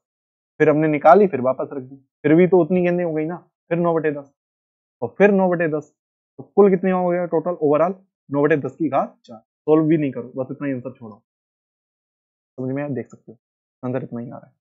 अब कैसे लिखोगे पेपर में, लिखोगे पहला, पहली गेंद निकालने की, पहली गेंद निकाली जिस पर 0 नहीं लिखा है, दूसरी गेंद निकाली जिस पर 0 नहीं लिखा है, तीसरी गेंद निकाली जिस पर 0 नहीं लिखा है, चौथी गेंद निकाली जिस पर 0 नहीं लिखा है, ABCD हमने दे दिया, सबकी प्रायिकता निकल गई, 9/10 9/10, दो चीज हमने यहाँ पर लिख दी थी। अब PABCD का फॉर्मूला लगाएंगे, फॉर्मूला अच्छे से याद कर लो, मैं आपको पहले सिखा रखा है, PA into PB/A, PC/AB into PD/ABC। समझ में आया, सब में गुणा करते हैं 9/10 की घात 4। क्लियर हो गया कैसे करना था क्वेश्चन, काफी अच्छा क्वेश्चन था, ठीक है। अगला क्वेश्चन, ये क्वेश्चन आप खुद कर सकते हो, देख लो, एक थैले में 5 लाल है, 4 काली और 6 सफेद गेंदें हैं, 5 लाल 4 काली 3 सफेद गेंदें हैं, ठीक है। एक के बाद 3 गेंदें निकाली जाती है, अब 3 गेंदें निकाली, ठीक है, ध्यान से सुनना, निकाली गई गेंदों को पुनः थैले में वापस नहीं रखा जाता है, समझ में आ गया, वापस नहीं रख रहे, मतलब कम हो जाएंगी, तो तीनों गेंदों के लाल रंग की होने की प्रायिकता जाती है। देखो लाल इसके अंदर कितनी है, 5 है, पहले निकालने की प्रायिकता कितनी होगी, 5 बटे कुल कितनी हो जाएंगे हमारे, 5 4 9 3 12, कुल कितनी है 12, समझ में आया। अब एक निकल गई, अब बची कितनी, 4, कुल कितनी बची 11, अब कितनी एक और निकल गई, कितनी बची 3/10, इनका गुणा कर लेंगे, ये हमारा क्या हो गया आंसर, समझ में, थोड़ा सोल्व कर लेते हैं। 4 से इसे काट दिए तो 12, 5 से इसे काट लोगे तो 1/22 इसका, देख सकते हो। देखो ऐसे पहली लाल गेंद निकालना, दूसरी लाल गेंद निकालना, तीसरी लाल गेंद निकालना, फिर फार्मूला लिख देंगे PABC का, और फिर इसको सोल्व कर लेंगे। समझ में आ गया अच्छे से कैसे करना था इस क्वेश्चन, ठीक है। अगला 12वां क्वेश्चन देखो ध्यान से, क्या लिखा है। अब ये क्वेश्चन थोड़े अच्छे आ गए हैं, इसको अच्छे से समझना, 12 13 14 सब सेम सवाल है, और ये बच्चे छोड़ भी देते हैं इस क्वेश्चन को, क्योंकि एनसीईआरटी में नहीं है ये वाला क्वेश्चन, ठीक है। देखो पेपर में आया हुआ है, ए किसी लक्ष्य को 5 प्रयास में 4 बार, ठीक है, मतलब एक कोई लक्ष्य है, उसको आप 5 बार तीर मारते हो, उसमें 4 बार आपके लग जाते हैं, ठीक है, भेज सकते हो। बी कितनी बार करता है, 4 में 3 बार भेज देता है, और तथा सी क्या करता है, 3 प्रयासों में 2 बार भेज देता है। लक्ष्य के भेदने की प्रायिकता ज्ञात कीजिए। जो लक्ष्य है उसको भेदने की आपको क्या निकालनी है, प्रायिकता निकालनी है। तो अब देखो कैसे समझेंगे। पहले तो हम आपको समझाते हैं इसको भेदने का क्या सेंस है, इसका मतलब ही बच्चे नहीं समझ पाते, क्या मतलब है लक्ष्य के भेदने की प्रायिकता ज्ञात करनी है, इसका क्या मतलब है। देखो ऐसा, इसका मतलब ये होता है, ये पहले मतलब समझो, यही बच्चा मतलब नहीं समझ पा रहा है कि हो सकता है कि पहला ए इंसान भेद दे, हो सकता है बी भेद दे, हो सकता है सी भेद दे, ठीक है, एक एक की बात कर रहे हैं पहले। उसके बाद क्या कर सकते हैं, हो सकता है कि ए और बी भेद दे, सी नहीं भेदे, हो सकता है बी और सी भेद दे, उसके बाद सी और ए भेज दे, मतलब कि ये काम कर सकता है। हो सकता है कि तीनों तीनों को लोग कर दें, ए बी सी। तो कितने केस बन गए, 1 2 3 4 5 6 7, 7 बन गए। थोड़ा और डिटेल में इसको अभी समझेंगे, ठीक है, पहले इसका पहले लिख लेते हैं, इनकी प्रायिकता पहले निकाल लेते हैं क्या मतलब। E1 हमने एक घटना मान ली, उसमें क्या लिखा हमने, ए इंसान जो है ना वो लक्ष्य को भेद देता है। E2 हमने घटना मानी, बी जो है लक्ष्य को, बी इंसान जो होता है वो लक्ष्य को भेद देता है। E3 हमने घटना मानी, जो सी इंसान है वो लक्ष्य को। तो प्रोबेबिलिटी ऑफ E1 की इतनी हो जाएगी, देखो बात समझो, 5 प्रयास करता है, 4 बार वो मार देता तीर, ठीक है, तो कितना हो जाएगा, 4 अनुकूल है बटे कितना है 5। E2 की इतनी होगी 3/5 होगी, E3 की इतनी होगी 2/3। अब ये कहा पेपर में पूछा ये कि लक्ष्य को भेद देते हैं, तो लक्ष्य को भेदने की प्रायिकता निकालनी है, कैसे भी भेदो, कितने भी लोग भेद दें उससे उन्हें कोई फर्क नहीं पड़ता। देखो इसके केस जो कितने बन सकते हैं, इसका एक ऐसा करते हैं, एक नई स्लाइड लेते हैं, उसमें और अच्छे से समझते हैं, तो ध्यान समझना। ऐसा हो सकता है कि एक ए इंसान है, उसने लक्ष्य को भेद दिया, लेकिन बी ने नहीं भेद पाया और ना ही सी ने भेद पाया। ये लाइन का पहले आप बताओ मतलब समझे, ए ने भेद दिया, बी और सी नहीं भेद पाए, ठीक है, लेकिन लक्ष्य तो भेद दिया ना किसी ना किसी ने, उन्होंने बस ये कहा था लक्ष्य में तीर लग गया बस, और कुछ नहीं। अब ए ने मार दिया। ये भी केस हो सकता है कि ए नहीं मार पाए, बी मार दे, और सी नहीं मार पाए, सिर्फ बी ने मार दिया, ठीक है। अगला हम क्या केस बता रहे हैं, ए भी नहीं मार पाए, बी भी नहीं मार पाए लक्ष्य, और सी मार दे, लक्ष्य तो तब भी भेदा जाएगा ना। अब अगला क्वेश्चन देखो ध्यान से, अगला, अब ऐसा हो सकता है ए ने भी भेद दिया, बी ने भी भेद दिया, लेकिन सी ने नहीं भेद पाया। अगला क्या केस हो सकता है, ए बी, बी और सी अब भेद दे, लेकिन ए ना भेद पाए, अब भी तो लक्ष्य तो भेदा ही जा रहा है ना। अगला क्या केस हो सकता है, ए बी और सी, अब क्या करते हैं, ए और सी भेद दे लेकिन बी ना भेद पाए, ठीक है। अगला क्या हो सकता है, तीनों भेद दें, ए बी और सी तीनों भेद दें। और देखो बात समझो, बस इसी में तो भेद गया, इतनी इतनी चीजों में ही आपका मतलब लक्ष्य भेदा गया है। लेकिन एक केस सिर्फ एक ही बचेगा, कौन सा केस बचेगा, कि ए भी ना भेद पाए, बी भी ना भेद पाए, और सी भी ना भेद पाए। तो हम इतने सारे केस की प्रायिकता नहीं निकालेंगे, ना तो इतने में टाइम वेस्ट होगा, तो हम लोग वही काम करेंगे, सिर्फ नहीं वाले की निकाल लेंगे, इसका जो आंसर आएगा उसे एक में से घटा देंगे, तो इतने सबकी प्रायिकता निकल आएगी। लॉजिक समझो क्या मतलब है इस सवाल का, ऐसे ही आगे तीनों सवाल करने, इसलिए इसको डिटेल में बता रहे थे, ठीक है। अगला क्या था, देखो इसको ध्यान समझते हैं, इसकी प्रायिकता निकाल ली, हम लोग क्या करेंगे, कोई भी लक्ष्य भेद नहीं पाता, कोई भी लक्ष्य भेद नहीं पाता, इसका प्रायिकता क्या होगी, P A dash intersection B dash intersection C dash. तो ये गुणन नियम के हिसाब से सब मल्टीप्लाई में आ जाएंगे, P A dash into P B dash into P C dash, सबका गुणा हो जाएगा। अब ए डैश कैसे निकालते हैं आपको पता ही है, ए डैश यहाँ पर हमने बेशक लिख दिया, यहाँ पर आप समझ सकते हो E1 E2 E3 है, ठीक है, यहाँ पर एबीसी लिख दिया, कोई दिक्कत नहीं, आप चाहो तो एबीसी ही नाम दे सकते हो, E1 E2 ठीक है। तो PE1 डैश कैसे निकालेंगे, या फिर PA डैश लिखा हुआ है समझ लो इसको, ठीक है, ये पहला वाला है।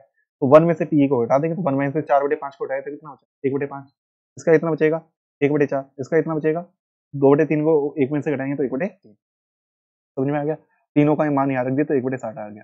लेकिन ये क्या निकला, कोई भी लक्ष्य भेद नहीं पाता है, देखो ध्यान से समझो, ये वाला केस समझ में आ गया होगा कि हमने क्या कर लिया, इसकी प्रायिकता निकाल ली, 1/60 आ गया इसका आंसर। अब इन सबकी निकालनी है तो क्या करेंगे, एक में से 1/60 को हटा देंगे, तो कोई ना कोई लक्ष्य भेद ही देगा, तो कितना बचेगा 59/60, इसका आंसर आ जाएगा। तरीका आया समझ में इसका करने का।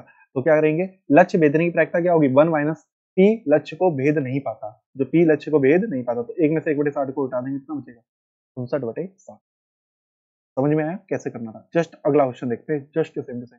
और अगला इधर क्वेश्चन नंबर 30 क्या दे रखा है, किसी प्रश्न को 3 छात्र एबीसी के हल करने की प्रायिकता दे रखी है, इतनी है 3/10 1/5 और 1/10।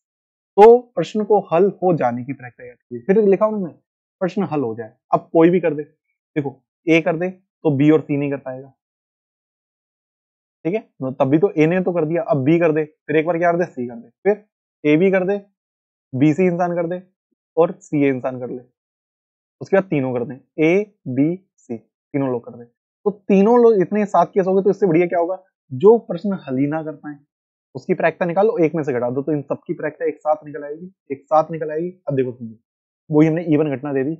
इवन घटना क्या है, छात्र ए के प्रश्न हल कर देता है, तो 3/10 है, इसकी 1/5 है, इसकी 1/10 है, ऐसे बी और सी का लिख दिया। ठीक है, तो ना करने की प्रायिकता कितनी हो जाएंगी, एक में से घटा देंगे तो 7/10, 4/5 और 9/10 हो जाएगी। ठीक है, अब क्या लिखा, प्रश्न को कोई भी हल नहीं कर पाता, कोई भी हल नहीं कर पाता मतलब क्या होगा, ना तो ए कर पाता है, ना ही बी कर पाता है, ना ही सी कर पाता है, E1 E2 E3 नाम दे सकते हो। ठीक है, इन सबकी प्रायिकताओं का मान लिख दो, गुणा में आ जाएंगे। ठीक है, 7/10, 4/5, 9/10 गुणा करेंगे तो कितना आएगा, 63/125। अब क्या लिखोगे, प्रश्न को हल होने की प्रायिकता, अब बस ये तो पूछा उन्होंने, प्रश्न को हल होने की प्रायिकता ज्ञात करना है। प्रश्न के हल होने की प्रायिकता क्या होगी, एक में से प्रोबेबिलिटी किसकी निकाल दोगे, प्रश्न को कोई हल कर नहीं पाता है, कोई हल कर नहीं पाता, उसकी इतनी थी 63/125, उसे घटा देंगे कितना बचेगा, 62/125। ये सवाल समझ लो अच्छे से, ये क्लियर कर लो कि कैसे करना है। हम ना करने वाली निकालते हैं और एक में से घटा देते तो करने वाली अपनी निकल आती है प्रश्न को हल करने की, इस तरीके से। अगला भी बिल्कुल सेम ही सवाल है, थोड़ा सा इन्होंने और कंफ्यूजन किया, कैसे देखो समझ। 3 छात्र किसी परीक्षा में बैठते हैं, उत्तीर्ण होने की प्रायिकता दे रखी है 1/3, 1/4, 1/5 हो, तो इनमें से कम 2 के परीक्षा के में उत्तीर्ण होने की प्रायिकता ज्ञात, कम से कम 2 के परीक्षा में उत्तीर्ण होने की प्रायिकता ज्ञात करनी है। अब इसका मतलब क्या है, कम से कम 2 के परीक्षा में उत्तीर्ण होने की प्रायिकता ज्ञात, मतलब हो सकता है ए और बी उत्तीर्ण कर ले लेकिन सी ना कर पाए, कम से कम 2 का है, कम से कम 2 का मतलब 2 कर ले और 3 कर ले, ठीक है, परीक्षा उत्तीर्ण। हो सकता है कि ए कर ले, बी नहीं कर पाए, सी कर ले, तो 2 ने तो कर ही ना। अगला क्या हो सकता है, ए छोड़ दो, ए मतलब ए नहीं कर पाए, बी और सी कर ले, और क्या हो सकता है, तीनों कर लें, मतलब तीनों कर सकते हैं, तीनों ही परीक्षा उत्तीर्ण कर लें, ए बी और सी, इसके अलावा तो और कोई केस हो ही नहीं सकता। ठीक है, तो इन्हीं केसों के मान आपको निकालने हैं, ये चीज हमने लिखी, देखो ये लिखा, ये लिखा और ये लिखा और इनकी प्रायिकताओं का योग कर दिया, बस उत्तर आ जाएगा। इन सबका गुणा लिख दिया हमने और सबकी प्रायिकता दे ही रखी है उन्होंने। ए का मान दे रखा है, मतलब E1 नाम दे दो, या फिर हमने ए दे रखा है। ठीक है, 1/3, 1/4, 1/5 दे रखी, नहीं की निकाल ली 2/3, इसमें से एक में से इसे घटा के, इसमें से एक में से इसे घटा के 3/4 निकाल लिया, इसे भी एक में से इसे घटा के निकाल लिया 4/3 डैश, ये सबके मान निकला E3 डैश, तो सबकी वैल्यू यहाँ पर पुट कर दी, पी ए का मान रख दिया, पी बी का मान रख दिया, पी सी डैश का मान कहां से रखा, ये वाला 4/, इसको सोल्व किया 4/60, इसको सोल्व किया 3/60, इसको सोल्व किया तो कितना है 2/60, इसको सोल्व किया तो लास्ट वाले को कितना है 1/60, सोल्व करा तो 10/60 बराबर 1/6। तो ये क्वेश्चन समझ में आए किस तरीके से इन क्वेश्चनों को करना था। तो इस तरीके से ये गुणन नियम था। अब हम सीखेंगे स्वतंत्र घटनाएं क्या होती है। तो 2 प्रकार के सवाल थे, और जो ये हमने क्वेश्चन करवाए ना, ये कितने नंबर में थे, 5 नंबर वाले थे। स्टार्टिंग के जो क्वेश्चन थे वो 2 नंबर वाले थे। क्लियर हो गया ये अच्छी तरीके से गुणन नियम क्या होता है। आगे अब चलते हैं, स्वतंत्र घटनाएं किसे कहते हैं। ठीक है, वही सिंपल सी बात, स्वतंत्र लाइक इंडिपेंडेंट। तो इसका मतलब क्या होता है कि हम किसी को भी स्वतंत्र कर रहे हैं, मतलब क्या हुआ, इसका मतलब समझते पहले, कोई ई घटना हमारी है, ये घटित हो जाए, इसकी प्रायिकता निकालनी है हमने, जो भी है ये हमारी प्रायिकता। ठीक है, ध्यान से सुनना। अब एक ये घटना हो चुकी है, पहले ये घटना हो चुकी है ना, तब दूसरी घटना निकालो, तब क्या निकालो, दूसरी घटना निकालो। तो क्या होगा, पहली बार देखो बात सुनो, जब मतलब कि दूसरी घटना हो चुकी है, इसको नीचे लिखो, ये होने वाला नीचे करना है, देखिए दोबारा समझते हैं इसको ध्यान से। अब जैसे ये घटना है, इसकी प्रायिकता निकल आई, अब कोई एक घटना हो चुकी है, एक दूसरी घटना हो चुकी है, कोई एक घटना हो चुकी है। ठीक है, अब ये घटना की फिर प्रायिकता निकालो, जो पहले हो चुकी थी ना, उसकी प्रायिकता की वैल्यू हमने कुछ ना उसको निकालनी थी। ध्यान समझना, एक दूसरी घटना घटित हो जाए, तब उसी ई की प्रायिकता फिर से निकालो, तो वो कभी चेंज नहीं होनी चाहिए, जो पहले उसकी प्रायिकता थी वही उसकी बाद में प्रायिकता। इसी को कहते हैं स्वतंत्र घटना, इसी को हम क्या कहते हैं, स्वतंत्र घटना। सीधी सी बात ये है, कोई दूसरी एक घटना घटित हुई हो, कोई दूसरी घटना के घटित होने पर पुरानी वाली घटना पर कोई प्रभाव नहीं पड़े, उसको कहते हैं स्वतंत्र घटना। ये चीज हमने यहाँ पर लिख रखी है, इसको समझ लो। ई तथा एफ इस प्रकार की घटनाएं हैं कि किसी एक घटना के घटित होने पर दूसरी घटना की प्रायिकता पर कोई प्रभाव नहीं पड़ता है, नहीं होता है। इस प्रकार की घटनाओं को स्वतंत्र घटनाएं कहते हैं। क्लियर हो गया, इसका फॉर्मूला ये चीज हमने आपको भी बताया था, P E upon F, P F upon E बराबर पी एफ कह दो, या फिर कह दो पी ई अपॉन एफ बराबर पी, मतलब जो ऊपर है ना वो इधर होना चाहिए, जो एफ ऊपर है ना वो इधर होना चाहिए। बल्कि इतना काम हम नहीं करेंगे, इससे एक फॉर्मूला डेरिवेशन कर लेंगे। देखो ध्यान से समझो, हम लोग ने गुणन नियम सीखा था अभी, क्या था, पी ई इंटरसेक्शन एफ का फॉर्मूला क्या था, P into P F upon E था। पी एफ अपॉन ई का मान किसके बराबर है, पी एफ अपॉन ई का मान किसके बराबर है, पी एफ के। यहाँ पर क्या लिख दिया, ध्यान से समझो, का मान किसके बराबर होगा, पी एफ के। तो ये जो फॉर्मूला आया है इंटरसेक्शन का, पीई इंटरसेक्शन एफ बराबर पीई इंटू पी एफ आ जाए, तो हम कह देंगे वो स्वतंत्र घटना है। तो बस हम लोग को इसमें, यदि आपको समझ में आए कोई दिक्कत नहीं है, बस आपको ये फॉर्मूला ही बस आपको याद कर लेना है। स्वतंत्र घटना कभी भी हमें सिद्ध करना आ जाए तो क्या मतलब होता है, इंटरसेक्शन की प्रोबेबिलिटी निकालो, वो probability P E into P F की प्रोबेबिलिटी के गुणनफल के बराबर होनी चाहिए, उसी को कहते हैं स्वतंत्र घटना। क्या सबको समझ में आ गया क्या होती है स्वतंत्र घटना, कोई दिक्कत किसी को? ठीक है, अब आगे बढ़ते हैं इसके क्वेश्चन से। क्वेश्चन क्या है, और पहली बात तो ये भी कुछ जान लो कि स्वतंत्र घटनाएं जो नहीं होती, मतलब इनका मान यदि इंटरसेक्शन एफ के बराबर नहीं आता है, उन्हें कहते हैं प्राश्रित घटनाएं, कहते हैं उन्हें प्राश्रित घटनाएं। ठीक है, अब आगे देखो, यदि तीन घटनाएं वाला तो पहली बात तो है ही नहीं आपके सवाल, तब भी आप जान लो, यदि तीन घटनाएं स्वतंत्र कब कहलाती हैं, जब P A intersection B P A into P B के बराबर आ जाए, B intersection C B into C के बराबर आ जाए, सी इंटरसेक्शन ए किसके बराबर है, सी इंटू ए के बराबर आ जाए, और साथ में तीनों intersection P A into P B into P C, जब ये चारों कंडीशन फिल होंगी ना, तब वो स्वतंत्र घटनाएं कहलाती है। बल्कि ये है ही नहीं हमारे में, इसलिए कुछ कोई दिक्कत नहीं। ठीक है, अब कुछ ये चीजें जान लो, अपवर्जी घटनाएं, इन्हें कहते हैं एक्सक्लूसिव इवेंट, जो इसका मतलब क्या होता है कि दो दो हमारे जैसे कि घटनाएं हैं ए और बी, उनका इंटरसेक्शन फाई हो जाए, अर्थात उनकी प्रायिकता कितनी हो जाए, जीरो, मतलब इसकी प्रोबेबिलिटी निकालेंगे तो उसकी कितनी आ जाए, जीरो। क्लियर हो गया। आगे निशेष घटना, निशेष घटना को कहते हैं एग्जॉस्टिव इवेंट। इसका मतलब क्या होता है, जब ए यूनियन बी करें वो सैंपल स्पेस के ही बराबर आ जाए, अर्थात उसकी प्रोबेबिलिटी कितनी हो जाए, 1। और ये आपके में ये भी नहीं है, ये क्लास 11th में था, बस ये भी 11th का ही है, लेकिन बस इसको याद रखना, जब अपवर्जी घटना हो तो इंटरसेक्शन फाई होता है, उसकी प्रोबेबिलिटी का मान कितना होता है, जीरो। बस इतना ही हमको याद रखना है। तो सीधी सी बात है, स्वतंत्र घटना में हमें कितना याद, स्वतंत्र घटना होती क्या है, जब ई इंटरसेक्शन है पी इंटू पी एफ के बराबर आ जाए। और सेकंड पॉइंट हम लोग को क्या याद रखना है, अपवर्जी घटना हो तो इंटरसेक्शन पाई होता है और उसकी प्रोबेबिलिटी कितनी होती है, जीरो, बस और कुछ नहीं आता। ठीक है, अब क्वेश्चन कर सकते हैं। पहला क्वेश्चन इसके सामने आ चुका है आपका। ठीक है, एक नंबर वाले क्वेश्चन कैसे आते हैं, देखो क्या पूछा था, पीए दे रखा है पीबी दे रखा है, ए और बी स्वतंत्र घटनाएं आपको गिवन है, और आपसे कह रखा है पी ए इंटरसेक्शन बी निकालो। तो पी ए और पीबी दे रखा है, लिखोगे चूंकि ए और बी स्वतंत्र घटना है तो ये फॉर्मूला आपको पता चल गया, स्वतंत्र है तो पी ए इंटरसेक्शन बी किसके बराबर होगा, पी ए इंटू पीबी के बराबर होगा। तो 3/5 गुना 1/5 बराबर 3/25। क्लियर हो चुका होगा अच्छे से। अगला देखो, यदि ए और बी स्वतंत्र घटनाएं हैं, पी ए और पीबी आपको दे रखा है, पी ए इंटरसेक्शन बी निकालना, वही कर दो, इन दोनों का गुणा कर दोगे, आंसर आ जाएगा कितना, सेम सवाल था आपका। अगला तीसरा क्वेश्चन क्या है आपका, मान लें कि E और E तथा F दो घटनाएं इस प्रकार हैं कि P और PF दे रखा है, इंटरसेक्शन दे रखा है, क्या यह स्वतंत्र घटना है या फिर नहीं। तो आप लोग क्या करोगे, स्वतंत्र घटना उन्होंने कहा कि पहचानो, तो E इंटरसेक्शन F का जो प्रोबेबिलिटी आई है ना, वो किसके बराबर हो जाए, PE इंटू PF। तो PE इंटू PF का मान पहले निकाल लो, तो 3/5 PE का मान है, PF का मान कितना है, 3/10 है, इसको गुणा किया तो कितना है, 9/50। तो ये मान पी इंटरसेक्शन एफ के बराबर आना चाहिए। इसका इंटरसेक्शन कितना है, 1/5, लेकिन आया कितना, 9/50, जो कि इक्वल नहीं है। तो इक्वल नहीं है तो इसका मतलब क्या होगा, अतः ई तथा एफ स्वतंत्र घटना है। समझ में आया कैसे नहीं है। ठीक है, अगला क्वेश्चन, 4 वाला क्वेश्चन, दो घटनाएं ए और बी परस्पर स्वतंत्र घटनाएं हैं यदि, ये चार ऑप्शन है, इसमें से आपको पहचानना है। अभी जो ये वाला लॉजिक है ना, ये वाला लॉजिक अभी आपको समझ में नहीं आएगा, अभी जस्ट आप एक क्वेश्चन कर लो, उसके बाद ये लॉजिक आपको समझ में आ जाएगा। इसका आंसर तो आपको पता है, इसका आंसर बी है, लेकिन कैसे, एक बार इसका ये चीज, ये देखो ये वाली लाइन आपको भी अब समझाना थोड़ा दिक्कत है।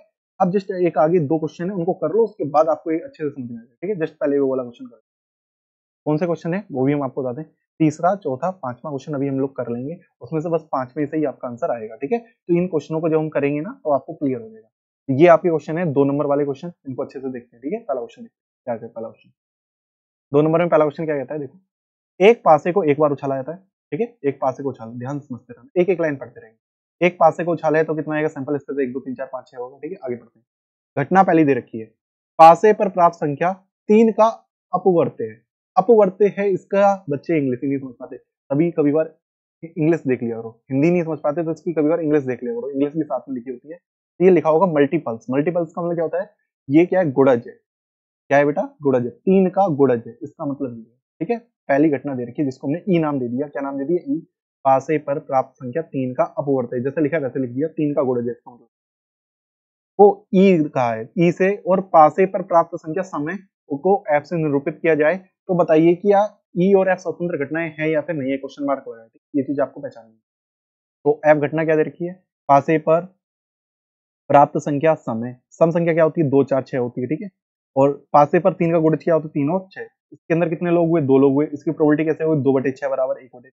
ये समझ में आया। इसकी प्रोबेबिलिटी कैसे निकालो पीएफ की, कितने लोग हैं, 3/6 बराबर 1/2। अब इंटरसेक्शन का निकालो, ई और एफ में कॉमन क्या है, ई और एफ में कॉमन क्या है, ई इंटरसेक्शन एफ कितना है, 6 कॉमन है। क्या कॉमन है, 6। तो इसमें क्या लिख दो, ए इंटरसेक्शन एफ में कितना कॉमन है, 6। तो number of E intersection F कितना होगा, 1 लोग होगा। कितना होगा, 1। इसकी प्रोबेबिलिटी कितनी होगी, 1/6। क्लियर हो गया। आगे पीई इंटू पी। अब देखो हम लोग ने सब कुछ तो निकाल दिया ना, देखो पी निकाल लिया, पी एफ निकाल लिया, पी इंटरसेक्शन एफ निकाल लिया। अब ये देखना है क्या ये स्वतंत्र है या नहीं। तो इंटरसेक्शन क्या होना चाहिए, इन दोनों के गुणनफल के बराबर आना चाहिए। देख सकते हो 1/3 का गुणा 1/2 में करेंगे तो 1/6 आएगा, जो कि इक्वल है। तो इस देखो लिखेंगे कैसे, पी इंटू पी एफ निकालोगे, पहले लिखोगे 1/3 गुणा 1/2 बराबर 1/6, जो किसके इक्वल आ गया, पी ई इंटरसेक्शन एफ के बराबर आ गया। तो क्या लिखोगे, पी इंटू पी एफ बराबर क्या होगा, पी ई इंटरसेक्शन एफ, जो कि स्वतंत्र घटनाएं हैं। क्लियर हो गया, समझ में आया कैसे करना था। जस्ट अगला क्वेश्चन सेकंड। देखो एक अनभिन्नत पासे को 2 बार उछाला जाता है तो 36 केस बनेंगे, ठीक है, समझ में आ गया होगा। मान लें कि एक घटना पहले, एक घटना दे रखी है उन्होंने, एक घटना लिखोगे पहले, जैसे दे रखा है वैसे लिखते रहोगे। पहले उछाल पर विषम संख्या प्राप्त होना, पहले एक बार पूरा क्वेश्चन पढ़ देते हैं। और बी घटना दे रखी है, द्वितीय उछाल पर विषम संख्या प्राप्त होना दर्शाता है घटना ए और बी स्वतंत्र घटनाओं का परीक्षण कीजिए, ठीक है। इसको पहले आप समझते हैं। एक घटना दे रखी है कि पहली उछाल पर विषम संख्या आना, पहली उस उछाल पर विषम संख्या प्राप्त होना, ठीक है। हमने इसको इसीलिए लिख दिया जिससे कि इसके अंदर हमने एक को हमने पूरा लिखा नहीं। अब विषम संख्या पहली उछाल पर आना, मतलब पहले पासे पर विषम संख्या। अब देखो पहले पासे पर विषम संख्या कहाँ आ रही है, देखो हाइलाइटर का यूज कर ले। पहले पासे पर देखो यहाँ पर एक आ रहा है, देखो येलो कलर दिखाई दे रहा है, पहले पासे पर एक आ रहा है। तो ये पूरी लाइन, ये वाली पूरी लाइन, ये पूरी लाइन काउंट होगी। विषम संख्या आना है, ठीक है। 3 पहले पासे पर आ रहा है, ये पूरी काउंट होगी। अगले पासे पर विषम आ रहा है 5, ये पूरी काउंट होगी। समझ में आ गया। ये जो है वो किसमें, ए घटना के अंदर है, इसके अंदर ए घटना के अंदर। ये क्लियर समझ में है। ए घटना के अंदर कितना हुआ, 18 लोग हैं, देख लो काउंट कर लो, 18 लोग हैं। तो पी ए बराबर 18/36 बराबर 1/2। क्लियर हो गया, समझ में आया कैसे किया हमने। कलर चेंज करते हैं। अब देखो सुनो, द्वितीय उछाल पर विषम संख्या प्राप्त होना। अब द्वितीय उछाल पर विषम संख्या देखो इधर आ रही है, देखो ये वाली जो लाइन हम कर रहे हैं रेड वाली, समझ में आ रहा है। इधर देखो, इधर आ रही है रेड, देखो। और इस पर विषम संख्या इधर आ रही है, देखो 2 3 3 3 आ रहा है, ठीक है। और इधर देख लो विषम संख्या आ रही है 3 5 5 5। ये कितने लोग हो गए, 18 लोग हो गए। तो इसका भी 18/36 होगा, कितना होगा, 1/2। समझ में आया कैसे किया था। अब इनमें कॉमन क्या है, कॉमन देख लो बेटा। कॉमन इसका कितना आएगा, 1,1 आएगा, 1,3 आएगा, 1,5 आएगा। इधर कितना होगा, 3,1 आएगा, 3,3 आएगा, 3,5 आएगा। ऐसा समझ लो ना कि दोनों पासों पर विषम संख्या आना। देखो पहले पर विषम संख्या इसी पर आ रही है, 5,1 आ रहा है, 5,3 आ रहा है, 5,5 आ रहा है। वो चीज हमने यहाँ पर लिख दी, 1 से लिख दी, फिर 3,3 वाली लिख दी, फिर 5 से इधर लिख दी। कितने लोग हैं, 9 लोग हैं। इसकी प्रोबेबिलिटी कितनी होगी, 9/36 बराबर 1/4। अब देखते हैं इन दोनों का गुणा इसके बराबर आना चाहिए। तो देख सकते हैं 1/2 गुणा 1/2 किसके बराबर, 1/4 के। ये लिखना है, पी ए इंटू पीबी बराबर 1/2 गुणा 1/2 बराबर 1/4 बराबर पी ए इंटरसेक्शन बी के बराबर है। अतः ये स्वतंत्र घटनाएं हैं, लिख दोगे इस तरीके से। ऐसे करना था इस क्वेश्चन। अगला क्वेश्चन देख लेते हैं, काफी इंपॉर्टेंट क्वेश्चन है ये। अब जो हम लगातार करवा रहे हैं इसको समझ लेते हैं कैसे करना। सिद्ध कीजिए कि ई और एफ स्वतंत्र घटनाएं हैं तो ई और एफ डैश भी स्वतंत्र घटनाएं होंगी। ये पहला सवाल है। अगला सवाल क्या होगा, ई डैश और एफ स्वतंत्र घटना होगी। जस्ट अगला क्वेश्चन है। और अगला क्वेश्चन क्या है, ई डैश और एफ डैश भी क्या होगी, स्वतंत्र घटना होगी। इसको हमें सिद्ध करना है। ये 3 क्वेश्चन बनते हैं। कितने बनते हैं, 3 क्वेश्चन। समझ में आया। तो पहला ये वाला पार्ट कर रहे हैं, समझ रहे हैं, ये वाला पार्ट। ई और एफ क्या है, एफ डैश क्या है, स्वतंत्र घटना है। अब देखो ध्यान से समझते हैं। पहले लिखोगे, क्वेश्चन में दिया है ई और एफ स्वतंत्र घटनाएं हैं, तो इसका मतलब क्या दे रखा है, ई इंटरसेक्शन एफ किसके बराबर होगा, पी इंटरसेक्शन एफ किसके बराबर होगा, पी इंटू पी एफ के बराबर होगा। सिद्ध करना है, क्या करना है हम लोग को, सिद्ध करना है। क्या सिद्ध करना है, ई और एफ डैश स्वतंत्र घटनाएं हैं। क्या सिद्ध करना है, ई और एफ डैश क्या है, स्वतंत्र घटनाएं। अर्थात पी ई एफ डैश किसके बराबर होना चाहिए, P into P F dash के बराबर होना चाहिए। ठीक है, ये हम लोग को प्रूफ करना है। ये बात समझिए, स्वतंत्र का मतलब क्या होता है, स्वतंत्र स्वतंत्र प्रूफ करने का मतलब क्या होता है, जो पहले स्थान पे लिखा है उसकी प्रोबेबिलिटी, दूसरे वाले स्थान पे लिखा है उसकी प्रोबेबिलिटी का गुणनफल बराबर होना चाहिए। यदि बराबर आ जाए तो स्वतंत्र घटनाएं होती हैं। बस समझ में आया। अब हमें यही प्रूफ करना है, तो इसका हम एलएचएस ले लेते हैं। क्या ले लेते हैं, एलएचएस। अब ये लाइन इसके कैसे इक्वल है, इस चीज को समझ लो। ये वाली लाइन इसके कैसे इक्वल है, देखो बात इधर से समझते हैं। ठीक है, ये बनाते हैं, ये ई है और ये एफ है। ये ई है और ये क्या है हमारे पास एफ। ध्यान से समझना, ई तो ये पूरा हो गया हिस्सा।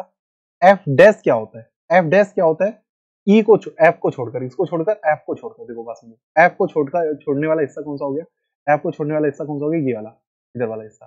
थोड़ा सा बना भी देते हैं, ये वाला हिस्सा हो गया, एफ को छोड़ने वाला हिस्सा ये हो गया इधर इतना, ये वाला हिस्सा हो गया एफ को छोड़ने वाला।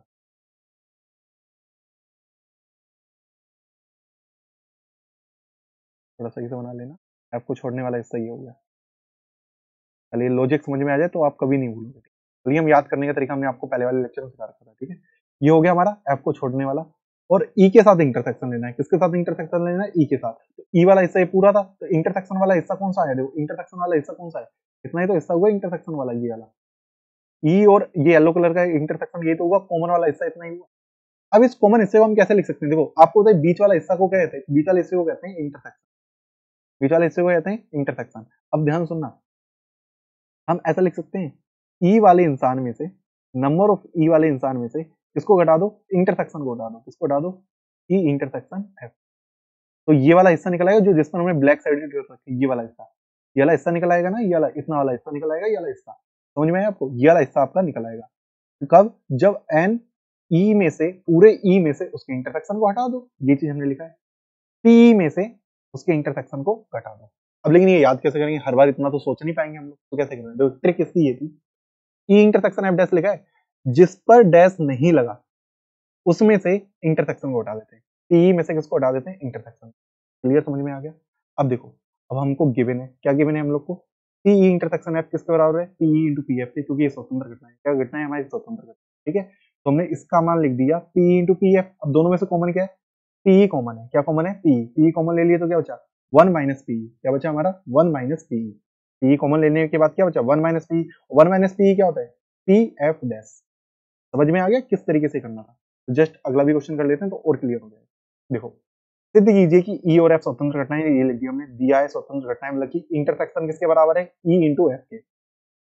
तो हमें सिद्ध करना है ई डैश और एफ एक भी स्वतंत्र घटनाएं होंगी। तो क्या करोगे, क्या चीज है आपका, ई डैश और एफ, ई डैश और एफ भी स्वतंत्र घटनाएं हैं, इसका मतलब क्या होगा, ई डैश इंटरसेक्शन एफ क्या होगा, P E dash into P F. समझ में, ये आपकी स्वतंत्र घटना है, इसका मतलब कि इसको इसके बराबर आपको प्रूव करना है। तो हम लोग इसको लेके चलेंगे। अब इसको लेके चलना है तो इसका फार्मूला कैसे बनाएंगे, देखो ये वाला फार्मूला भी हमने आपको सिखाया है, वेन डायग्राम नहीं बनाना है, जिस पर डैश नहीं लगा उसको आप पहले लिखेंगे और उसमें से इंटरसेक्शन को हटा देंगे, ई इंटरसेक्शन एफ। ये समझ में आ गया, ई इंटरसेक्शन एफ आपको गिवन है, पी इंटू पी एफ के बराबर है, पी एफ कॉमन है, वन माइनस पी बचा, वन माइनस पी किसके बराबर होता है, पी ई डैश के बराबर होता है, और ये हमको क्या करना था प्रूफ, इसको आगे लिख दिया, इसको क्या लिख दिया पीछे। समझ में, अतः ई डैश और एफ भी स्वतंत्र घटनाएं लिख सकते हो। अगला क्वेश्चन देखते हैं ध्यान से, ई और एफ स्वतंत्र घटनाएं हैं, तो हमें क्या करना है, ई डैश और एफ डैश भी स्वतंत्र घटनाएं होंगी, ये हमें प्रूफ करना है। तो क्या करेंगे, ई और एफ स्वतंत्र घटनाएं, इसका मतलब intersection P into P F के बराबर होगा। सिद्ध करना है कि ई डैश और एफ डैश भी स्वतंत्र घटनाएं हैं, ये हम लोग को सिद्ध करना है, ये भी हमारे क्या स्वतंत्र घटना, तो intersection P into P F के बराबर होगा, intersection P into P F के बराबर, ये आपको प्रूव करना हो तभी तो वो स्वतंत्र होगा। तो इसको लेके चलेंगे और इसको प्रूव करना है, तो लेके चल रहे हैं P E dash intersection F dash को लेके चल रहे हैं। अब आपको डीमॉर्गन लॉ याद होना चाहिए, डीमॉर्गन लॉ क्या कहता है, इंटरसेक्शन कन्वर्ट हो जाता है यूनियन में और होल डैश लग जाता है, और किसी पर डैश लगा तो उसे कैसे निकालते हैं, one minus P E into P U करके।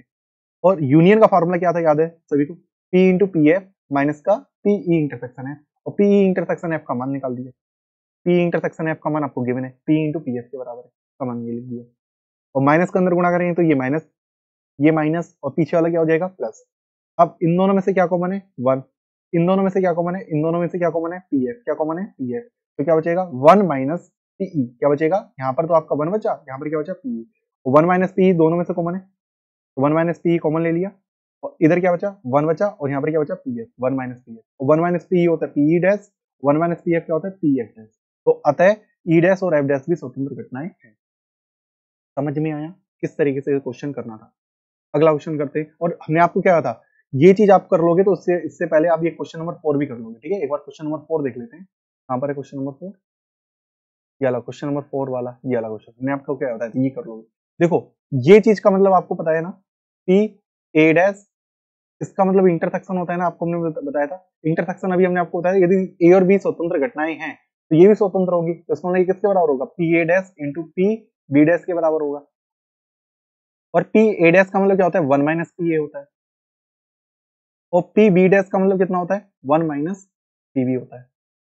तो यही हमारा क्या हो गया, ऑप्शन नंबर कौन सा, बी सही होगा। आया समझ में, इसलिए कह रहे थे वो वाला क्वेश्चन कर लोगे तो ये समझ में आ जाएगा। आगे जस्ट करते हैं। अब ये छठा क्वेश्चन मोस्ट इंपोर्टेंट क्वेश्चन बेटा, इस पे स्टार लगा लो। ये भी क्वेश्चन आया है, ये एनसीईआरटी का एग्जांपल है, ठीक है। सवाल समझते हैं। यदि ए और बी स्वतंत्र घटनाएं हैं, वही लिखोगे, गिवन है ए और बी स्वतंत्र घटनाएं हैं, तो पी ई इंटरसेक्शन एफ किसके बराबर है, पी इंटू पी एफ के बराबर है, ठीक है। ए या बी में न्यूनतम एक होने की प्रायिकता, एक minus P A dash minus into P B dash. अब आप क्लास 11th की याद करो, ए या बी आ जाए या न्यूनतम लिखा होता है, इसका मतलब होता है A union B. Probability P A union B, इसका लाइन का मतलब ये हुआ, इस लाइन का मतलब समझा है, इसकी होने की प्रायिकता आपको प्रूव करना है 1 minus P A dash into P B dash, मतलब कि आपको ये प्रूव करना है। समझ में आया, आपको सिद्ध करना है पी ए यूनियन बी किसके बराबर है, 1 minus P A dash into P B dash. तो यूनियन का फार्मूला हम लोग को पता है, एलएचएस इसके ले लेंगे वही हिसाब से, P A plus P B minus का P A intersection B. P A intersection B किसके बराबर है, P A into P B के, ये चीज गिवन है आपको, ठीक है। इंटरसेक्शन किसके बराबर, पी ए इंटू पी, मतलब यहाँ पर ई और एफ लिख दिया, आप ए और बी लिखो, यहाँ पर क्या लिखोगे, ए और बी, ठीक है। इस तरीके से यहाँ पर ए और बी लिख लेना, ठीक है। P A into P B के बराबर है, ठीक है। अब यहाँ पर भी ए और बी लिख सकते हो, ए और यहाँ पर भी बी। अब देखो ये पी ए इंटू पीवी के बराबर है, इन दोनों में से क्या कॉमन है, ध्यान से देखो, इन दोनों में से कॉमन है पीवी, क्या कॉमन है, पीवी। और आपको होता है 1 माइनस पी ए होता है पी ए डैश, क्या होता है पी ए डैश। अब लेकिन ये पी ए थोड़ी चाहिए आपको, पी ए डैश चाहिए, तो आप क्या करो, P A dash, P A का मान निकालो, पी ए का मान क्या होगा, 1 माइनस पी ए डैश। तो यहाँ पर 1 माइनस पी ए डैश लिख दिया, पी ए का मान। समझ में आया। और इन दोनों में से अब क्या कॉमन है, इस वाले टर्म और इस वाले टर्म में से क्या कॉमन है, पी ए डैश कॉमन है, क्या कॉमन है, पी ए डैश। तो क्या हो जाएगा 1, और माइनस साइन कॉमन ले लिया तो प्लस का क्या बन जाएगा, माइनस। 1 माइनस पीवी क्या होता है, पीवी डैश। को अच्छे से करना बेटा, तब समझ में आ जाएगा कि कैसे करना है, वो मोस्ट इंपोर्टेंट क्वेश्चन है ये, ठीक है। इसको अच्छे से तैयार करो। अगला क्वेश्चन देखते हैं, क्वेश्चन नंबर 7। अभी स्टार्टिंग के जो हमने पहला और दूसरा किया था ना, 2 नंबर के वैसे क्वेश्चन है। एक न्याय सिक्के और एक अभिनत पासे को उछाला, पहले सिक्का उछाल रहे हैं, दूसरा पासा उछाल रहे हैं, तो क्या होगा, सिक्के पर आपका क्या आता है, हेड और टेल आता है, ठीक है। और इसके बाद पासा उछाला जा रहा है, तो इसके बाद इसके कितने होंगे, 6 केस इसके बनेंगे, और इसके भी 6 केस बनेंगे, 1 2 3 4 5, ठीक है। तो क्या होगा, हेड के बाद 1 आ सकता है, हेड के बाद 2 आ सकता है, हेड के बाद 3 आ सकता है, 4 5 6 ये सैंपल स्पेस होंगे। टी के बाद 1 से लेके 6 आ सकता है। समझ में आ गया आपको सैंपल स्पेस कैसे बना, नंबर ऑफ एस बराबर 12। मान लें कि एक घटना दे रखे, सिक्के पर चित्त प्रकट होता है, क्या होता है, चित्त मतलब की हेड, चित्त मतलब क्या होता है, हेड प्रकट होता है। तो एक घटना हमने दे दी, सिक्के पर चित्त प्रकट होता है, ठीक है। बी घटना पासे पर सम संख्या क्या लिखा है, पासे पर संख्या 3 प्रकट होती है, क्या होती है, 3 प्रकट होती है। तो बी घटना हमने क्या दे दी, पासे पर संख्या 3 प्रकट होती है, ठीक है। तो निरूपित करती है निरीक्षण कीजिए कि घटनाएं ए और बी स्वतंत्र घटनाएं हैं या फिर नहीं। आपको चेक करना है स्वतंत्र हैं या फिर नहीं, ठीक है। तो पहले ए दे देते हैं, चित्त प्रकट होना, चित्त मतलब क्या होता है, हेड प्रकट होना। हेड कितनी बार हुआ, 6 बार आया है, तो 6 लिख देंगे। इसकी प्रोबेबिलिटी कितनी होगी, 6, 6/12 कितनी हो जाएगी, 1/2। समझ में आ गया अच्छे से। 3 प्रकट होना, 3 कहाँ हो रहा है, h,3 और t,3 पर होगा। 2 लोग हो गए, कितनी होगी इसकी, 2/6, 2/12 बराबर 1/6। ए और बी में कॉमन क्या है, इंटरसेक्शन में कितने लोग हैं, h,3 कितना है, सिर्फ h,3 है, h,3 है इसमें, ठीक है, कॉमन। तो h,3 लिया, इसके अंदर एक लोग हुआ, इंटरसेक्शन के अंदर 1/12। तो इंटरसेक्शन की प्रोबेबिलिटी इन दोनों के गुणनफल के बराबर आनी चाहिए, देख सकते हो आ रही है 1/12। पी इंटू पीवी किसके बराबर आ रहा है, पी ए इंटरसेक्शन बी के, अतः ये स्वतंत्र घटना है। क्लियर हो गया कैसे करना था इसे। अगला क्वेश्चन, क्वेश्चन नंबर 8 देखो, एक पासे पर 1 2 3 लाल रंग से और 4 5 6 हरे रंग से लिखे गए हैं। इस पासे को उछाला जाता है, ठीक है। मतलब ये सीधी सी बात है, एक पासे ही उछाल रहे, 1 2 3 और 4 5 6। 1 2 3 जो है वो किससे लिखे गए हैं, रेड कलर से लिखे गए हैं, और जो पीछे वाले जो पासे हैं वो किससे लिखे गए हैं, हरे रंग से लिखे गए हैं, ठीक है। किससे लिखे गए हैं, ग्रीन रंग से, ठीक है, इस तरीके से। अब देखो आगे, मान लें कि ए घटना संख्या सम है, ए घटने पर क्या है हमारा, सम संख्या आ रहा है, और बी घटने पर क्या आ रहा है, संख्या लाल रंग की लिखी गई है। बी संख्या जो है किसकी लिखी गई है, संख्या लाल रंग की लिखी गई है, ठीक है। सम संख्या आने का मतलब क्या हुआ, 2 4 6, और लाल रंग से लिखने, लाल रंग कितने लिखे थे, 1 2 3, ठीक है। नंबर ऑफ ए कितना हुआ, 3, तो इसकी प्रोबेबिलिटी कितनी हो जाएगी, 3/6 बराबर 1/2। और बी की प्रोबेबिलिटी कितनी हो जाएगी, 3, 3/6 बराबर 1/2। इतना क्लियर हुआ। अब इन दोनों में कॉमन देख लो, स्वतंत्र ही पूछा है, इसमें निरूपित किया क्या ये स्वतंत्र है या फिर नहीं, इंटरसेक्शन निकालो इसका। ए इंटरसेक्शन बी में कितने लोग होंगे, 2 लोग होंगे, कितने, ये 2 है और ये 2 है, तो 2 इसके अंदर हुआ, तो इंटरसेक्शन के अंदर कितने लोग हुए, 1, तो इसकी प्रोबेबिलिटी कितनी होगी 1/6, कितनी होगी 1/6। तो 1/6 इन दोनों के गुणनफल के बराबर आना चाहिए, तभी वो स्वतंत्र होगी। तो देख सकते हैं 1/2 का गुणा करेंगे तो 1/4, क्योंकि इंटरसेक्शन की प्रोबेबिलिटी के बराबर नहीं आया है तो अतः ये स्वतंत्र घटना नहीं। तो क्लियर समझ में आया आपको कैसे करना था। अगला question, question number 9। Question number 9 देखिए, इसमें क्या दे रखा है, ए और बी ऐसी घटनाएं दी गई हैं जहां पी ए बराबर आपको दे रखा है 1/2 है, और पी ए यूनियन बी बराबर कितना दे रखा है 3/5 है, तथा पी बी बराबर कितना दे रखा है, पी दे रखा है। तो पी का मान ज्ञात करना है, किसका मान ज्ञात करना है, आपको पी का मान ज्ञात करना है। और यदि फर्स्ट पहला कंडीशन आपको दे रखा है, घटनाएं परस्पर अपवर्जी हैं, क्या दे रखी है, अपवर्जी घटनाएं, ठीक है, पहला केस है। सेकंड क्वेश्चन इसमें क्या दे रखा है, स्वतंत्र घटनाएं, क्या है स्वतंत्र घटनाएं। अब इस सवाल को देखो ध्यान से, पी ए का मान दे रखा है, पी ए यूनियन बी दे रखा है, पी बी दे रखा है, ठीक है। पहला केस स्वतंत्र घटनाएं, क्या है, पहला है घटनाएं परस्पर अपवर्जी है, पहला आपको अपवर्जी दे रखा है। तो पी ए इंटरसेक्शन बी किसके बराबर है, 0। आप लोग को पता है ना, अपवर्जी घटना हमने आपको पहले बताई थी क्या होती है, जिनकी प्रोबेबिलिटी ए इंटरसेक्शन बी की प्रोबेबिलिटी कितनी होती है, 0। क्लियर हो गया अच्छे से। अब आपको निकालना क्या है, इसके अंदर पी की वैल्यू निकालनी है, किसकी वैल्यू निकालनी है, पी की। तो आप सभी को पता है पी ए यूनियन बी का फॉर्मूला क्या होता है, क्योंकि आपको पी ए यूनियन बी का मान आपको गिवन है ना, पी ए यूनियन बी का मान आपको गिवन है, तो उसी का फॉर्मूला लगेगा आपका। तो पी ए यूनियन बी बराबर क्या होता है, P A plus P B minus का पी ए इंटरसेक्शन बी। तो पी ए यूनियन बी का फॉर्मूला कितना हुआ, 3/5, मतलब ए यूनियन बी का मान कितना दे रखा है, 3/5। पी ए का मान कितना दे रखा है, 1/2, और पी बी का मान कितना दे रखा है, पी, और इंटरसेक्शन का मान कितना हो जाएगा, 0। क्यों हुआ 0, क्योंकि ये घटनाएं क्या है, परस्पर अपवर्जी है, ठीक है, क्लियर हो गया। अब यहाँ से पी का मान निकाल लिया, 1/2 को इधर भेज दिया, इसका हो गया माइनस का, तो पी का मान कितना आ गया, 6 - 5/10 बराबर 1/10। क्लियर हो गया कैसे करना था। क्वेश्चन नंबर सेकंड क्या है हमारा, सेकंड, यदि घटनाएं स्वतंत्र हो, क्या है हमारी घटनाएं स्वतंत्र हो। सेकंड केस क्या दे रखा है, यदि घटनाएं हमारी क्या हो, स्वतंत्र हो। ये स्वतंत्र घटनाएं, इसका मतलब क्या होगा, ध्यान से देखो, हमें इंटरसेक्शन का मान का निकालना है, किसका निकालना है, इंटरसेक्शन। तो वो P A into P B होगा, स्वतंत्र घटनाएं दे रखी है तो उसका P A into P B होगा, पी ए का मान रख दिया, पी बी का मान पी है, पी/2 निकल आया। तो फॉर्मूला लगा दिया पी ए यूनियन बी का, इसका मान है 3/5, पी ए का मान है 1/2, पी बी का मान कितना है, पी, और पी ए इंटरसेक्शन बी का मान आपने कितना निकाल लिया, पी/2। इसको सोल्व करेंगे तो कितना आएगा, 2p माइनस पी/2। इसको सोल्व करेंगे 1/2 इधर आया तो किसका हो गया, माइनस का। इससे सोल्व करा तो कितना है, 1/10। इसका मान कितना है, पी/2, 2 से इसे काट दिया 5, कितना है, पी का मान 1/5। एक काफी अच्छा क्वेश्चन है, इसको अच्छे से तैयार करना, बहुत सिंपल भी क्वेश्चन था, ठीक है। सीधा ए यूनियन बी का आपका फॉर्मूला लगा, ठीक है।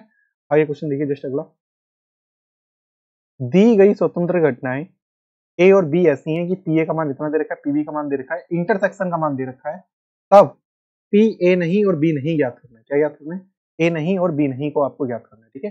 इसका मतलब क्या होता है, ए नहीं मतलब ए डैश, और का मतलब होता है इंटरसेक्शन, इंटरसेक्शन बी डैश, ये आपको ज्ञात करना है, ठीक है। अभी हम इसको ज्ञात करने का एक दूसरा तरीका भी आपको सिखाएंगे। यदि ये स्वतंत्र घटनाएं हैं, ये चीज आप समझ सकते हो, यदि इनका गुणा इंटरसेक्शन के बराबर ही स्वतंत्र घटना है तो उसका शॉर्टकट एक फॉर्मूला भी होता है, उसको अलग से सीखेंगे। पहले इसको देख लेते हैं।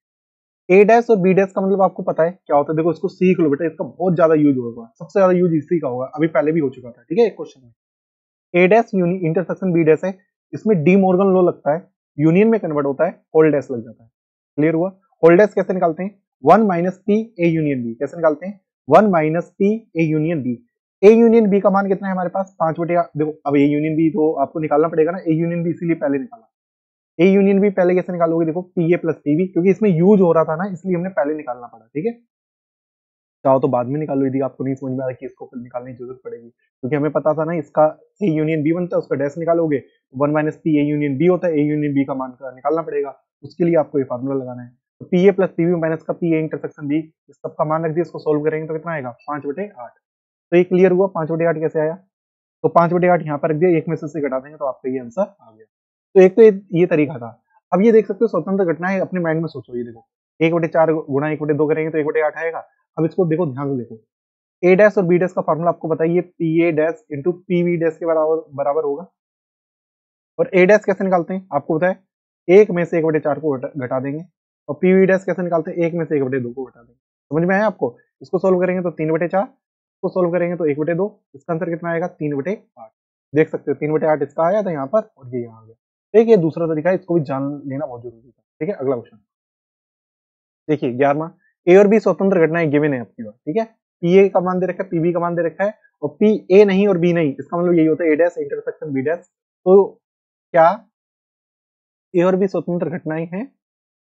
ऊपर दे रखा है, नीचे पूछा है, थोड़ा सवाल मिसप्रिंट है यहाँ पर, बस ये इरेज कर दो ये वाली चीज को, ये स्वतंत्र नहीं दे रखा है, ए और बी कोई घटनाएं है, ठीक है, इस तरीके से आपका सवाल होगा, ठीक है, ये सवाल थोड़ा सा सही कर लो, ए और बी कोई घटनाएं हैं और आपको चेक करना है ए और बी स्वतंत्र होंगी या फिर नहीं, ठीक है, ऐसा है सवाल, ठीक है, अब क्लियर हो गया होगा। अब देखो A dash intersection B dash का मतलब क्या होता है, ध्यान से, आपको खुद पता है, सी ए यूनियन बी का होल डैश होता है, हमने आपको बताया इंटरसेक्शन कन्वर्ट होता है यूनियन में, होल डैश लग जाता है, होल डैश कैसे निकालते हैं, 1 minus P A union B करके।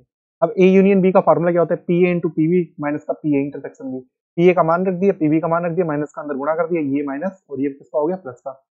अब इसको सोल्व करना है तो ए इंटरसेक्शन बी को हमने यही रखा, इन सबको उठा के उधर भेज दिया, 1/4 में से एक घट जाएगा, ये माइनस हो जाएगा, ये माइनस हो जाएगा, उनको इस साइड लिख दिया, इसको सोल्व किया एलसीएम लेके, तो आंसर कितना आएगा इसका, 1/3। ये तो आता है करना, अच्छे से कर लेना।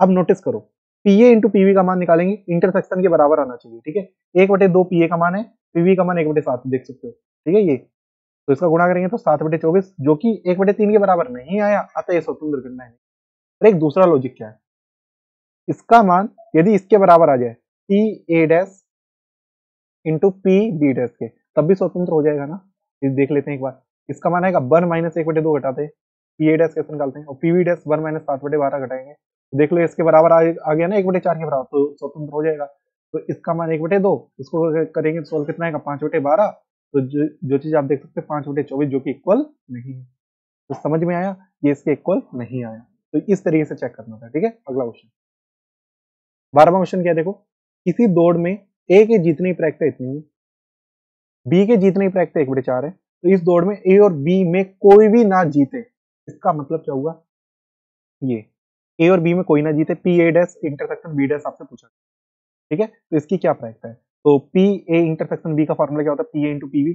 देखो बात समझो, इसमें एक चीज आपको ध्यान रखना, जब ये सवाल है ना, इस सवाल में एक चीज की कमी है, इसमें एक चीज जरूर देना चाहिए, ये स्वतंत्र घटनाएं हैं, ऐसे आप पहचान नहीं पाओगे, इसमें देना चाहिए था, इस सवाल के लिए हम आपको बताना चाहते हैं, इसमें स्वतंत्र घटनाएं देनी चाहिए, तभी आप निकाल पाओगे, और पहली बात, ये सवाल बिना स्वतंत्र घटना के नहीं कर पाओगे, ठीक है, तो पहले आप लोग को क्या गिवन होगा कि ये स्वतंत्र घटना है, तो पी ए इंटरसेक्शन बी का मान आप निकाल लोगे, पी ए इंटू पीवी करके, 1/3 1/4 कितना हो जाएगा, 1/12।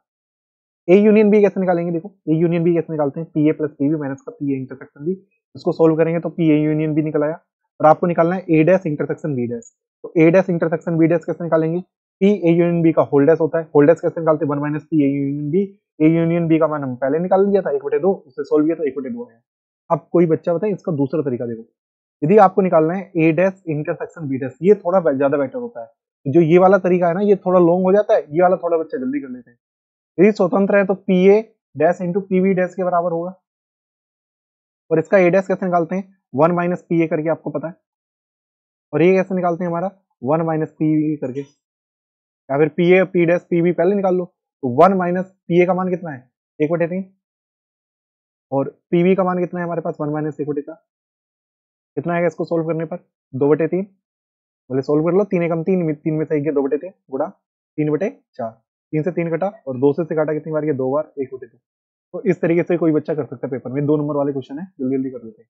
अब आपके 5 नंबर वाले क्वेश्चन स्टार्ट हो गए हैं, बहुत अच्छे क्वेश्चन है, इनको अच्छे से करिए, एक ये क्वेश्चन इसमें काफी अच्छा है, तो हम आपको बताना भी चाहते हैं, 5 नंबर का क्वेश्चन अधिक से अधिक चांस है जो हमने आपको गुणन नियम सिखाया था ना, उससे बनेगा, और 5 नंबर का क्वेश्चन 13.3 से बनेगा, जो कि आपका कौन सी बेस थ्योरम है, ठीक है, उसको अच्छे से तैयार करना, बेस थ्योरम को, उससे आपका क्वेश्चन आता है, बेस पर में जैसे हम लोग कहते हैं हिंदी में, ठीक है, तो उसको अच्छे से तैयार करना, इससे क्वेश्चन बहुत नॉर्मल है, बने 5 नंबर का, 5 नंबर का बनेगा तो वो गुणन नियम से बनेगा, जो चीज हमने आपको पहले बताई थी।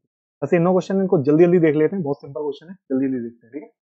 पहला क्वेश्चन देखते हैं, 5वां क्वेश्चन, एक विद्यालय में शिक्षक के 2 स्थान रिक्त है, एक विद्यालय जिसमें 2 रिक्ति हैं, साक्षात्कार मतलब कि ये इंटरव्यू होता है, ठीक है, इंटरव्यू हेतु एक पुरुष तथा एक स्त्री आते हैं, ठीक है, एक पुरुष आता है एक स्त्री आता है, पुरुष शिक्षक के चयन होने की प्रायिकता 1/10 है, और स्त्री शिक्षक की चयन होने की प्रायिकता इतनी 1/8 है, तो ज्ञात कीजिए कि दोनों चुन लिए जाए। अब देखो ये हिंदी में ही बच्चा कंफ्यूज होता है, इसका मतलब क्या होता है, ठीक है, दोनों चुन लिए जाए, इसका मतलब क्या हुआ, दोनों ही का इंटरसेक्शन, दोनों आता है इंटरसेक्शन, दोनों ही ना चुने जाने की प्रायिकता याद कीजिए, दोनों ही ना चुने मतलब कि ना ही ए करे ना ही बी करे, बस इन चीजों में आप अपने माइंड में सोच के चलो बेटा ये स्वतंत्र घटनाएं, इसमें लिखा नहीं है तो स्वतंत्र मान के ही चलेंगे, ठीक है, इस तरीके के सवालों में, क्योंकि अलग अलग चयन हो रहा है और उसका चयन करने का तरीका अलग है, इस तरीका अलग है, इसलिए स्वतंत्र है, एक दूसरे के क्या है बेटा ये स्वतंत्र है, इसलिए इसको अंडरस्टूड समझेंगे, ठीक है।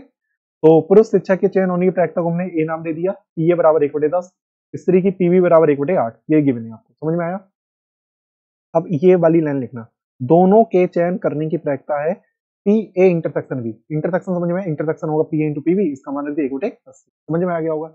अब दोनों में से किसी का ना चयन होना मतलब कि ना ही ए हो ना ही बी हो, तो ए यूनियन बी का होल्डेस, तो होल्डेस कैसे निकालते हैं, 1 minus P A union B, और ए यूनियन बी का फार्मूला क्या होता है, P A plus P B minus का पी ए इंटरसेक्शन बी, और पी ए का मान देखो माइनस के अंदर गुणा कर देंगे, साथ में पी ए का मान रखते हैं 1/10, 1/8, इंटरसेक्शन का मान अभी निकाला था 1/80, इसको सोल्व किया तो कितना आया 63/80, समझ में आया कैसे करना था इस क्वेश्चन को। अगला क्वेश्चन, एक विशेष समस्या को ए और बी द्वारा स्वतंत्र रूप से हल करने की प्रायिकताएं क्रमशः 1/2 गुणा 1/3 है। यदि दोनों स्वतंत्र रूप से समस्या हल करने का प्रयास करते हैं तो प्रायिकता ज्ञात कीजिए। नंबर फर्स्ट, समस्या हल हो जाती है, समझ में आया, हल हो जाने का मतलब क्या हो, या तो ए कर दे या तो बी कर दे या तो दोनों कर दे, इसका मतलब क्या हो गया, यूनियन पूछा है, क्या पूछा है आपसे, यूनियन, ठीक है, या फिर अलग से आप बी कर सकते हो, लेकिन आप समझो कि हल होने का मतलब क्या होगा, यूनियन होता है, ए कर ले, दोनों कर ले, बी कर ले, या तो बीच वाला दोनों लोग कर ले, ठीक है। अब उनमें से तथ्यता कोई एक समस्या हल कर ले, ये सवाल काफी अच्छा एनसीईआरटी का क्वेश्चन है, ध्यान से समझ लो इसे। पीए का मान दे रखा है 1/2, पीवी का मान दे रखा है 1/3, पी ए इंटरसेक्शन बी का फार्मूला क्या होगा हमारा, पी ए इंटू पीवी बराबर 1/2 गुणा 1/3 बराबर 1/6, दोनों स्वतंत्र रूप से समस्या हल कर लेते स्वतंत्र, ठीक है, इसलिए इसका हो गया 1/6, इसका इंटरसेक्शन निकल आया। समस्या हल हो जाने का मतलब क्या होता है हमारा, A union B, P A plus P B minus का P A intersection B, P A का मान 1/2 है, पीवी का मान 1/3 है, इसका मान 1/6, इसको सोल्व किया तो कितना है 2/3, समझ में आ गया। अब मेन बात यह है कि ये चीज आपको निकालना सीखना है, उनमें से तथ्यता कोई एक समस्या हल कर लेता है, या तो केवल ए कर ले समस्या हल, या तो केवल बी कर ले। इसका मतलब क्या होता है, देखो केवल ए का मतलब क्या होता है, सुनो बेटा इधर ध्यान से, ये ए होता है ये बी होता है, यदि केवल ए कर लेता है इसका मतलब क्या होगा, ये वाला इंसान कर ले रहा है, इतना वाला इंसान कर ले रहा है, इसको निकालेंगे कैसे, पूरे में से इंटरसेक्शन को हटा दो, P A minus P A intersection B, समझ में आया, ये इंटरसेक्शन होता है ना बीच वाला हिस्सा, ए इंटरसेक्शन बी। अब देखो केवल बी कैसे निकालो, पूरे बी में से इंटरसेक्शन को हटा, बी वाला केवल बी इतना हिस्सा होता है, पीछे वाला हिस्सा केवल बी होता है, तो पूरे बी में से इंटरसेक्शन को हटा दो, पीवी में से इंटरसेक्शन को हटा दो। अब देखो पीए प्लस पीवी, देखो पीए प्लस पीवी ये दोनों सेम है, ये दोनों सेम है, तो माइनस माइनस क्या हो गया, प्लस माइनस का 2 पीए इंटरसेक्शन बी, पीए का मान दे रखा, पीवी का मान, पीए इंटरसेक्शन बी का मान हम लोग ने निकाल दिया था 1/6 है, जो कि यहाँ रख दिया, इसको सोल्व किया तो 1/2 आ गया। समझ में आया क्वेश्चन कैसे करना था। अगला क्वेश्चन, थर्ड क्वेश्चन क्या है आपका, एक व्यक्ति ए 70% घटनाओं में सत्य बोलता है, दूसरा व्यक्ति बी 60% घटनाओं में सत्य बोलता है, एक घटना में दोनों के एक दूसरे से सहमत होने की प्रायिकता क्या है। देखो एक दूसरे से सहमत होने का मतलब बच्चा नहीं समझ पाता, इसलिए सवाल को छोड़ाता है, ध्यान से समझना, दोनों एक दूसरे से सहमत होने का मतलब क्या होता है, देखो बात समझो, या तो दोनों झूठ बोले उस जगह तब वो दोनों लोग से सहमत हो गए, या तो दोनों लोग सत्य बोले तो तब सहमत हो गए, ऐसा नहीं होना चाहिए एक सत्य बोल रहा हो एक झूठ बोल रहा हो तो सहमत नहीं हुए। देखो ये चीज समझो थोड़ा, दोनों लोग यदि सही बोले तब वो लोग सहमत है, मतलब दोनों लोग एक कैटेगरी के, और यदि दोनों लोग झूठ बोले तो दोनों लोग एक कैटेगरी के, कभी ऐसा ये वाला काउंट नहीं करना है, एक सत्य एक असत्य, तो वो सहमत नहीं, वो सहमत नहीं है, दोनों लोग आपस में सहमत, एक सत्य बोल रहा है एक झूठ बोल रहा है, सहमत नहीं है, या तो दोनों सत्य बोले या तो दोनों क्या बोले झूठ, ठीक है। देखो पीए का मान कितना दे रखा है 7/10 है, पीवी का मान कितना है 3/5 है, समझ में आ गया। दोनों के एक दूसरे से सहमत होने की प्रायिकता ज्ञात करनी है, क्या हुआ, पी प्रायिकता निकालिए, दोनों सत्य बोलते हैं या तो दोनों असत्य बोलते हैं, समझ में आया, दोनों सत्य बोलते हैं इसका मतलब क्या हुआ, पी ए इंटरसेक्शन बी, और दोनों ही असत्य बोलते हैं ए डैश इंटरसेक्शन बी डैश, और ए डैश इंटरसेक्शन बी डैश अलग से भी आप निकाल सकते हो, ठीक है। और इसमें आप अंडरस्टूड समझोगे कि ये हमारी स्वतंत्र घटनाएं, ठीक है। तो पी ए इंटरसेक्शन बी का इसको आप अलग से भी आप सोल्व कर सकते हो, हम डायरेक्टली इसको आप अलग से भी इतना सोल्व कर सकते हो, इतना आप टाइम वेस्ट नहीं कर सकते हो। हमने इसमें क्या किया, पी ए इंटू पीवी देखा, अलग से पी ए इंटू पीवी निकाला, इसको सोल्व किया, ठीक है।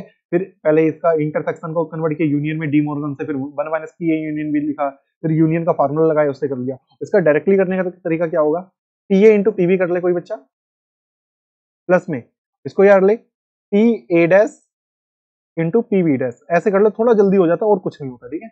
और पी ए डैश और बी डैश का मान ऊपर से पहले निकालो, इसका मान कितना है 7/10 है, और इसका मान कितना है हमारा 3/5 है, प्लस ए डैश कैसे निकालोगे, 3/10 आएगा।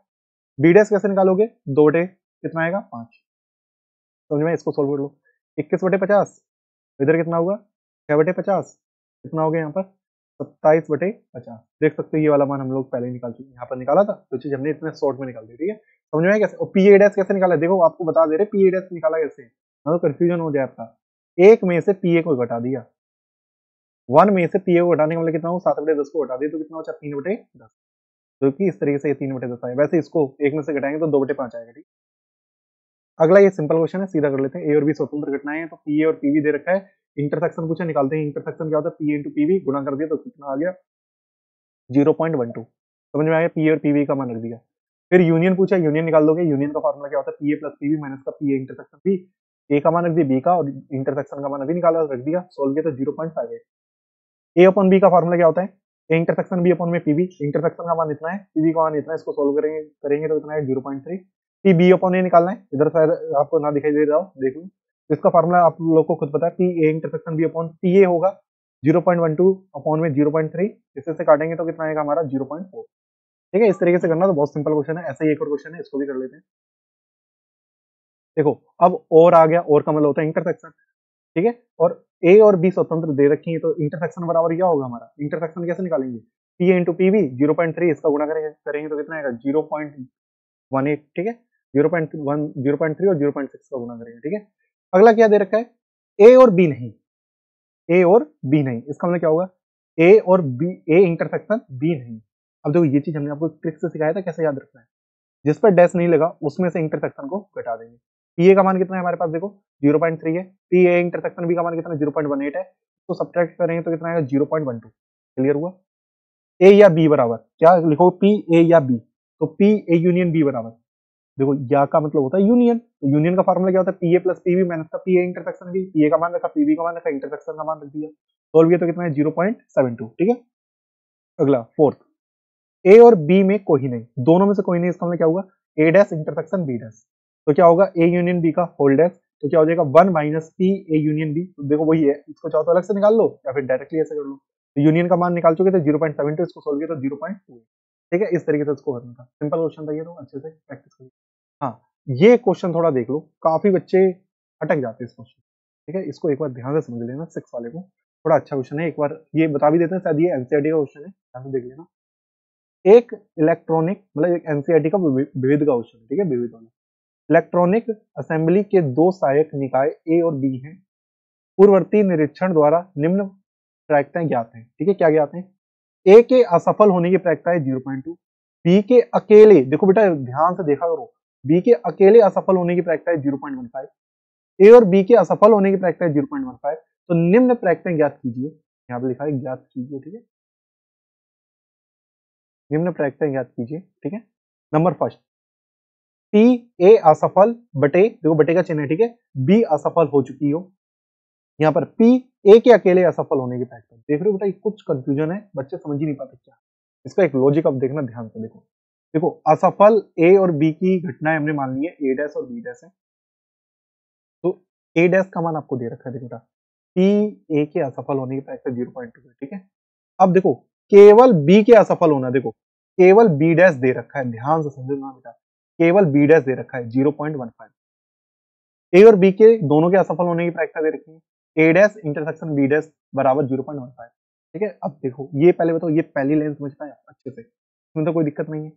अब केवल बी डैश कैसे निकाला था, देखो पहले हम आपको उदाहरण दे रहे, केवल बी वाला फार्मूला क्या होता था, देखो केवल बी कैसे निकालते थे, केवल बी कैसे निकालते थे, उसकी प्रोबेबिलिटी देख लो बेटा, हम आपको सिखा देते हैं। ये ए है, ये बी है, केवल बी का मतलब होता है ये वाला हिस्सा, इतना हिस्सा, तो कैसे निकालते थे, इसको पता है, पूरे बी में से इंटरसेक्शन को हटा दो, इंटरसेक्शन का मतलब क्या होगा, पूरे बी में से बीच वाले को हटा दो, बीच वाला क्या होता है इंटरसेक्शन।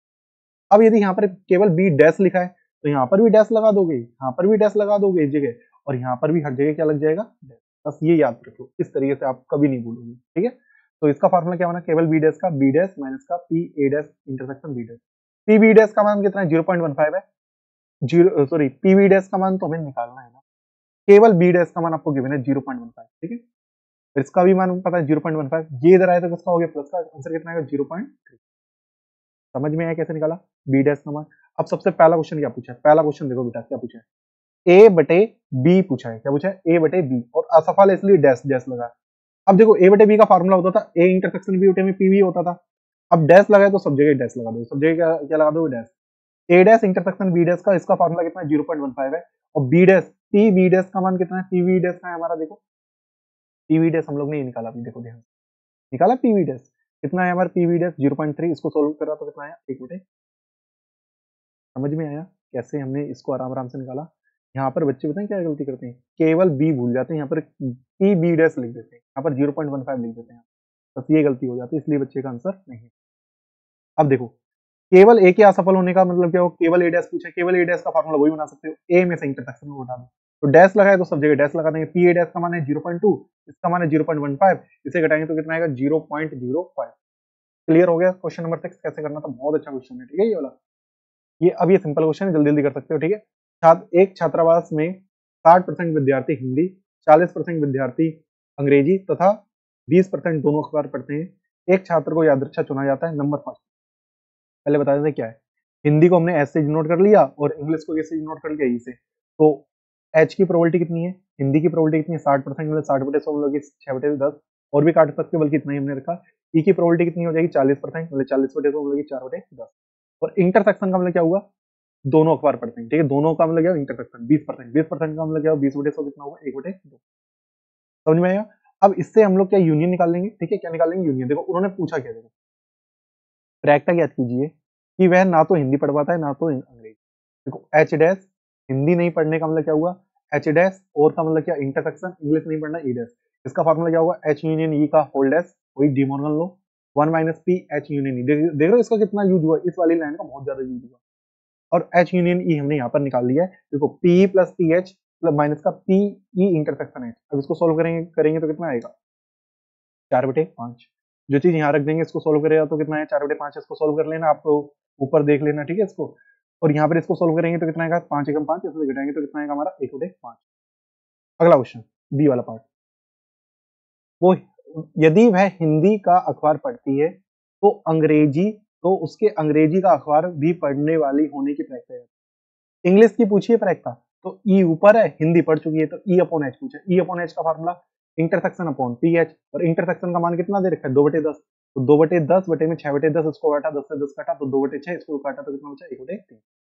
अगला, यदि वह अंग्रेजी का अखबार पढ़ती है, इंग्लिश अब पढ़ती है नीचे लिखोगे ये ज्ञात है, और हिंदी के पढ़ने के अखबार की पूछिए प्रैक्टा, तो हिंदी ऊपर है, हिंदी के अखबार की पूछिए, तो एच अपॉन ई, इंटरसेक्शन अपॉन पी होगा। इंटरसेक्शन का मान कितना है, 2/10 है, और पी का मान कितना, 4/10 है, 10 से 10 कटा, 2/4 है, इसको सोल्व करेंगे तो कितना आएगा, 1/2।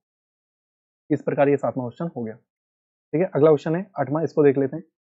ताश के 52 पत्तों की एक सुनिश्चित गड्डी से एक पत्ता यादृच्छा निकाला जाता है, निम्नलिखित में से किन घटनाओं दशाओं में घटनाएं ई और एफ स्वतंत्र है, मतलब स्वतंत्र चेक करनी है, ठीक है इस क्वेश्चन। नंबर फर्स्ट ई, देखो पहला क्वेश्चन हमने इधर कर रखा है, पहला क्वेश्चन, निकाला गया पत्ता हुक्म का है, निकाला गया पत्ता किसका, इक्का है। देखो 52 ताश के पत्ते हैं, ठीक है, नंबर ऑफ एस कितना है, 52 है। ई घटना क्या दे रखे, निकाला गया पत्ता हुक्म का है। अब आपको पता होना चाहिए हुक्म के पत्ते कितने होते हैं, हुक्म के पत्ते कितने होते हैं, 13 पत्ते होते हैं, तो इसकी प्रोबेबिलिटी कितनी होगी, 13/52 बराबर 1/4। क्लियर हुआ। अब एफ घटना क्या दे रखी है, देखो निकाला गया पत्ता इक्का है, इक्का निकालने का मतलब क्या हुआ हमारा, कि इक्का कितने होते हैं, 4 होते हैं, तो 4 बटे कितना हो जाएगा हमारा, 52, 4/52 का मतलब कितना हुआ, 1/13। ये इसमें तो कोई दिक्कत नहीं। अब थोड़ा दिमाग लगा लो बेटा इसके इंटरसेक्शन में, इंटरसेक्शन की लाइन कैसे लिखते हैं, ठीक है, इसका यदि आप हिंदी भी नहीं लिखोगे तो डायरेक्टली समझ भी लो, या फिर डायरेक्टली लिख लेना। देखो ऐसा आपको करना है, निकाला गया जो पत्ता है ना वो हुक्म का भी हो, तो साथ में वो क्या होना चाहिए, इक्का। देखो हुक्म में इक्के कितने होते हैं, एक होता है ना हुक्म का इक्का, वो भी इसका होता है हुक्म का इक्का। तो ये चीज इंटरसेक्शन का क्या मतलब हुआ, निकाला गया पत्ता हुक्म का इक्का। यदि ये वाली लाइन आप नहीं लिख पाते हो हिंदी, तो आप सीधा देख लो, इतना तो हिसाब लगाना पड़ेगा कि उसके अंदर एक इक्का होगा इंटरसेक्शन। समझ में, देखो वो हुक्म का भी होना चाहिए, वो इक्का भी होना चाहिए। तो कितने लोग होते हैं, एक, इसकी प्रोबेबिलिटी कितनी होगी, 1/52। समझ में आया। अब इसका आंसर इन दोनों के गुणनफल के बराबर आना चाहिए, तभी वो क्या होगा, स्वतंत्र होगा। तो P इंटू पी एफ निकाला, 1/4 गुना 1/13 बराबर 1/52, 1/52 इंटरसेक्शन के मान के बराबर आ गया है, तो अतः ये स्वतंत्र कितना है। क्लियर हुआ। इसका एक बार सेकंड पार्ट भी कर लेते हैं, नेक्स्ट पेज। सेकंड सेकंड क्या दे रखा है, निकाला गया पत्ता काले रंग का है, निकाला गया पत्ता बाफा है, ठीक है। काले रंग का पत्ता निकाला, काले रंग के पत्ते होते हैं 26 की प्रोबेबिलिटी होगी 1/2। निकाला गया पत्ता बादशाह है, बादशाह कितने होते हैं, 4 होते हैं, तो 4/52 मतलब कि 1/13। इंटरसेक्शन देखते हैं, क्या देखते हैं, इंटरसेक्शन। निकाला गया पत्ता काले रंग का बादशाह है। देखो पहले इंटरसेक्शन की लाइन कैसे लिखते हैं, काला रंग का भी होना चाहिए और वो बादशाह भी होना चाहिए। काले रंग के बादशाह कितने होते हैं, तो 4 पत्ते होते हैं बादशाह, 2 लाल 2 काले, तो 2 हो गए। समझ में आया, इसको आराम से समझना, क्लियर हो जाएगा, ठीक है। 2 पत्ते किसके हो गए, हमारे काले रंग के बादशाह, ठीक है। तो इसकी प्रोबेबिलिटी कितनी होगी, 2/52 बराबर 1/56। अब इन दोनों का गुणा इन दोनों इसके बराबर आना चाहिए, तो P इंटू पी एफ निकालेंगे, 1/2 गुणा 1/3 बराबर 1/36 बराबर पी ई इंटरसेक्शन है, तो ये इसके बराबर आ गया, इंटरसेक्शन के बराबर, अतः ये स्वतंत्र घटनाएं है। अगला थर्ड क्वेश्चन, कि निकाला गया पत्ता एक बादशाह या एक बेगम है। वो बादशाह है या फिर वो क्या है, एक बेगम है, ध्यान से समझना। तो बादशाह है और ये क्या है, वो एक बेगम है। तो बादशाह कितने होते हैं, 4, बेगम कितनी होती है, 4, कुल कितनी हो गई, 8। समझ में आया, 8 पत्ते हैं, ठीक है। तो अनुकूल 8/52, 4/13, ये समझ में आया आपको, 4 से काटने पर, 4 से काट दिया, किससे, 4 से काटा, तो यहाँ पर आपका आएगा 2, गलत लिखा है, यहाँ पर भी कितना आएगा, 2, 4 दूनी 8, 4 से काटा, ठीक है। तो कितना आएगा, 2 आएगा, और यहाँ पर इसका जब गुणा करेंगे, यहाँ पर 2 गुणा 2, यहाँ पर कितना आएगा, 4, ठीक है, तब भी बराबर नहीं आएगा, ठीक है। इधर देखो, पहले एक बार दोबारा समझ लेते हैं, 4/52 आए, इतना क्लियर हो गया। अगला क्वेश्चन देखते हैं, एफ, निकाला गया पत्ता एक बेगम या एक गुलाम है। बेगम कितनी होती है, 4, गुलाम कितने होते हैं, 4, तो कितने हो गए, 8 लोग हो गए। 8/52 बराबर 2/13। अब इन दोनों का कॉमन सोचो, इधर क्या निकाला था, बादशाह बेगम निकाले, इधर क्या निकाले, बेगम गुलाम निकाले, तो कॉमन आगे, आगे बेगम आ गई ना। तो निकाला गया पत्ता क्या है, बेगम है, तो बेगम कितनी होती है, 4, तो 4/52 बराबर कितना, वो 1/13। तो इन दोनों का गुणा इसके बराबर आना चाहिए, तो P इंटू पी एफ कर रहा, तो कितना है, 4/169, क्योंकि 13 13 का गुणा करेंगे तो 169 आएगा, जो कि इक्वल नहीं है किसके, पीई इंटरसेक्शन एफ के बराबर नहीं है, अतः ये स्वतंत्र घटना नहीं है। समझ में आ गया किस तरीके से इस क्वेश्चन को करना था। एक लास्ट क्वेश्चन और बचा, इसको जल्दी से कर लेते हैं, ये एग्जांपल एनसीईआरटी का देख लेते हैं, ये आया हुआ भी है। 3 सिक्कों को उछाला गया है, मान लें कि ई घटना, 3 सिक्के उछाले गए हैं, तो देखो क्या क्या हो सकता है। 3 सिक्कों उछालने का तरीका तो आपको बताइए, ट्रिपल हेड आ सकते हैं, 2 हेड 1 टेल आएगा, इसी को फिर घुमाते रहेंगे टेल को, यहाँ तक 3 में, फिर 2 टेल आ सकते हैं, 1 हेड आ सकता है, और हो सकता है तीनों टेल आ जाए, ठीक है। इस तरीके से आपको लिखना आता है। फिर नंबर ऑफ एस कितने, 8 है, ठीक है। पहले ई घटना दे रखी है, तीनों चित्त या तीनों पट प्राप्त होना। ई घटना है, तीनों चित्त या तीनों पट प्राप्त होना, तीनों हेड आना या तीनों टेल आना, 2 लोग हुए, इसकी प्रोबेबिलिटी होगी 1/4। ई घटना है, प्रोबेबिलिटी निकल है, ठीक है। एफ क्या है, न्यूनतम 2 चिताना, तो एफ घटना न्यूनतम 2 चिताना, 2 हेड आना, न्यूनतम 2 हेड का मतलब क्या, 2 हेड आए या फिर कितने आए, 3 हेड आए। समझ में, दो हेड वाले कितने लोग होते हैं, देखो बेटा, ये 2 हेड वाले लोग हैं, ठीक है। और एक 3 हेड वाले लोग कितने, इतने, तो इनको लिख दिया। देखो पहले 2 हेड वाले और एक 3 हेड वाला, तो कितने लोग हुए, 4, इसकी प्रोबेबिलिटी 4/8 बराबर 1/, ठीक है। अब एक जी घटना होती है, देखिए जी घटना है, अधिकतम 2 पट प्राप्त होना। अधिकतम कितने पट प्राप्त होना, 2 पट प्राप्त होना। और कभी कभार कुछ एनसीईआरटी किताबों में अगर पट की जगह चित्त दे रखा है, ठीक है, वो उस हिसाब से भी करोगे तब भी आपका आंसर थोड़ा सा अलग होगा, लेकिन सेम ही आता है, देखो ठीक है, एक बार करके देख लेना उससे भी। अधिकतम 2 पट प्राप्त होने का मतलब क्या हो, देखो अधिकतम 2 पट, देखो अधिकतम 2 पट मतलब कि 2 अधिकतम टैल आए। अधिकतम 10 रुपए का मतलब समझ में आता है, आपका अधिकतम 10 रुपए, 10 रुपए होंगे या 9 होंगे या 8 होंगे या 7 होंगे, उससे कम ही होंगे, उससे क्या होंगे, कम ही होंगे, ठीक है। अब न्यूनतम 2 टैल आने का मतलब क्या हुआ, कि कम से कम 2, अधिकतम 2 टैल आने का मतलब क्या हुआ, अधिकतम 2 टैल आए या फिर 1 टैल आए या तो 0 टैल आए। ये बात समझ में आई, अधिकतम 2 टैल का मतलब 2 टैल आए या 1 टैल आए या फिर 0 टैल आए। तो 2 टैल आने का मतलब क्या हुआ, ये पीछे वाले हैं जो इसमें 2 टैल आए हुए हैं, इनको पहले लिख लिया, फिर 1 टैल वाले लिख लिए, फिर 0 टैल वाले, 0 टैल वाले का मतलब क्या होगा, हेड, ठीक है। ये लिख लिया, 7 लोग हुए, इसकी प्रोबेबिलिटी कितनी हुई, 7/8।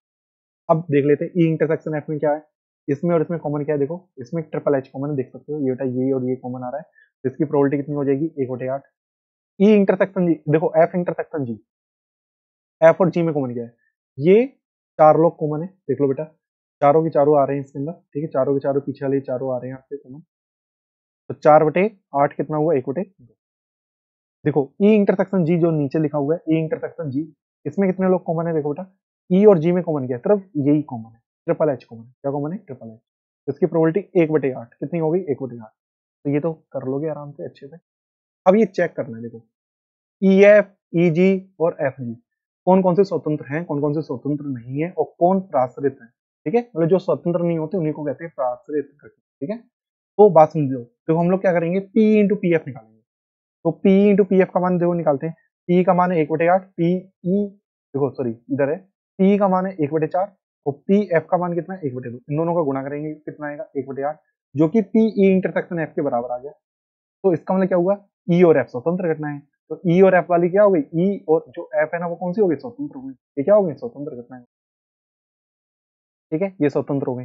अब एफ जी निकालेंगे, तो एफ जी का गुणा किया, एफ का मान कितना 1/2, जी का मान है 7/8, इसका गुणा किया 7/16 और इसका इंटरसेक्शन का मान कितना था, एफ और जी में 1/2 आना चाहिए, इसका मान 1/2 के बराबर आया नहीं, 1/2 के बराबर आया नहीं। तो एफ और जी क्या हुई, स्वतंत्र नहीं है, तो क्या हुई, प्राश्रित घटना है। ठीक है, तो ये क्लियर हुआ आपको कैसे करना था, मतलब कि एफ और जी वाला क्या है, प्राश्रित घटना है। ठीक है, ये वाला। और अगला क्या हुआ हमारा, ई और जी निकाल लेते हैं, कौन सा, ई और जी। ई और जी का गुणा करते हैं, 1/4 गुणा 7/8 करते हैं, तो कितना आएगा 7/32, जो कि इक्वल नहीं आया 1/8 के। तो इक्वल नहीं आया किसके, 1/8 के, मतलब ई इंटरसेक्शन जी के बराबर नहीं आया। अतः ये भी क्या है, ये क्या है हमारी ई और जी वाली भी क्या है, उसके प्राश्रित घटनाएं हैं, स्वतंत्र नहीं। समझ में आया कैसे क्वेश्चन नंबर 9 करना था। तो इस प्रकार ये आपका 13.2 पूरा क्लियर हो गया। इसमें ऐसा कोई क्वेश्चन नहीं जो अब आपका रह गया। और हम बता भी देते हैं कौन कौन से आपके बोर्ड एग्जाम के लिए इंपॉर्टेंट है। तो एक बार हम आपको एक बार स्टार्टिंग से हम एक बार रिकॉल कर देते हैं कि कौन कौन से क्वेश्चन आपके लिए पेपर के लिए इंपॉर्टेंट होंगे। ठीक है, तो स्टार्ट कर लेते हैं सीधे, पहले ये स्लाइड पे चले जाते हैं क्वेश्चनों पे। ठीक है, ये क्वेश्चन था, थोड़ा स्लाइड ओपन करते हैं। तो ये क्वेश्चन है, देखो सबसे पहले ये वाले क्वेश्चन। ठीक है, ये देखो ये है गुणन नियम के, गुणन नियम में आपका सबसे इंपॉर्टेंट क्वेश्चन है जैसे ये वाला, ये हम लिख देते हैं। ठीक है, क्वेश्चन नंबर सेकंड, इस सेकंड क्वेश्चन को आपको अच्छे से तैयार करना है। इधर देखो क्वेश्चन नंबर कौन सा है हमारा, 7वां, 8वां और इधर के ये तीनों, ये कौन से हैं, तीनों। ठीक है, ये क्वेश्चन को आपको अच्छे से तैयार करना है, इतने ही से ही आपका फंस जाएगा। ये 1 2 3 4 5 6 छह क्वेश्चन मोस्ट इंपोर्टेंट है। ठीक है, और बाकियों को भी देखना है, ऐसा नहीं कि उनको देखना नहीं है। ठीक है, इसमें देख लो, ये तो ऑब्जेक्टिव वाले क्वेश्चन, मतलब एक एक नंबर वाले क्वेश्चन है, इसमें कोई मतलब देख लेना आराम से, सिंपल है। इसमें देख लो बेटा, ये दो दो नंबर वाले क्वेश्चन है, इसमें क्वेश्चन नंबर 3, ठीक है, ये सेम टू सेम है, दोनों देख लेना। क्वेश्चन नंबर 6 और क्वेश्चन नंबर इसको 4 8 को भी दे सकते हो, और इसमें से इनमें से कोई सा भी एक देख लेना, सिंपल। इसमें पी वाला क्वेश्चन थोड़ा ज्यादा अच्छा है, मैन वाला। और इसमें से कौन सा, ये क्वेश्चन नंबर 12।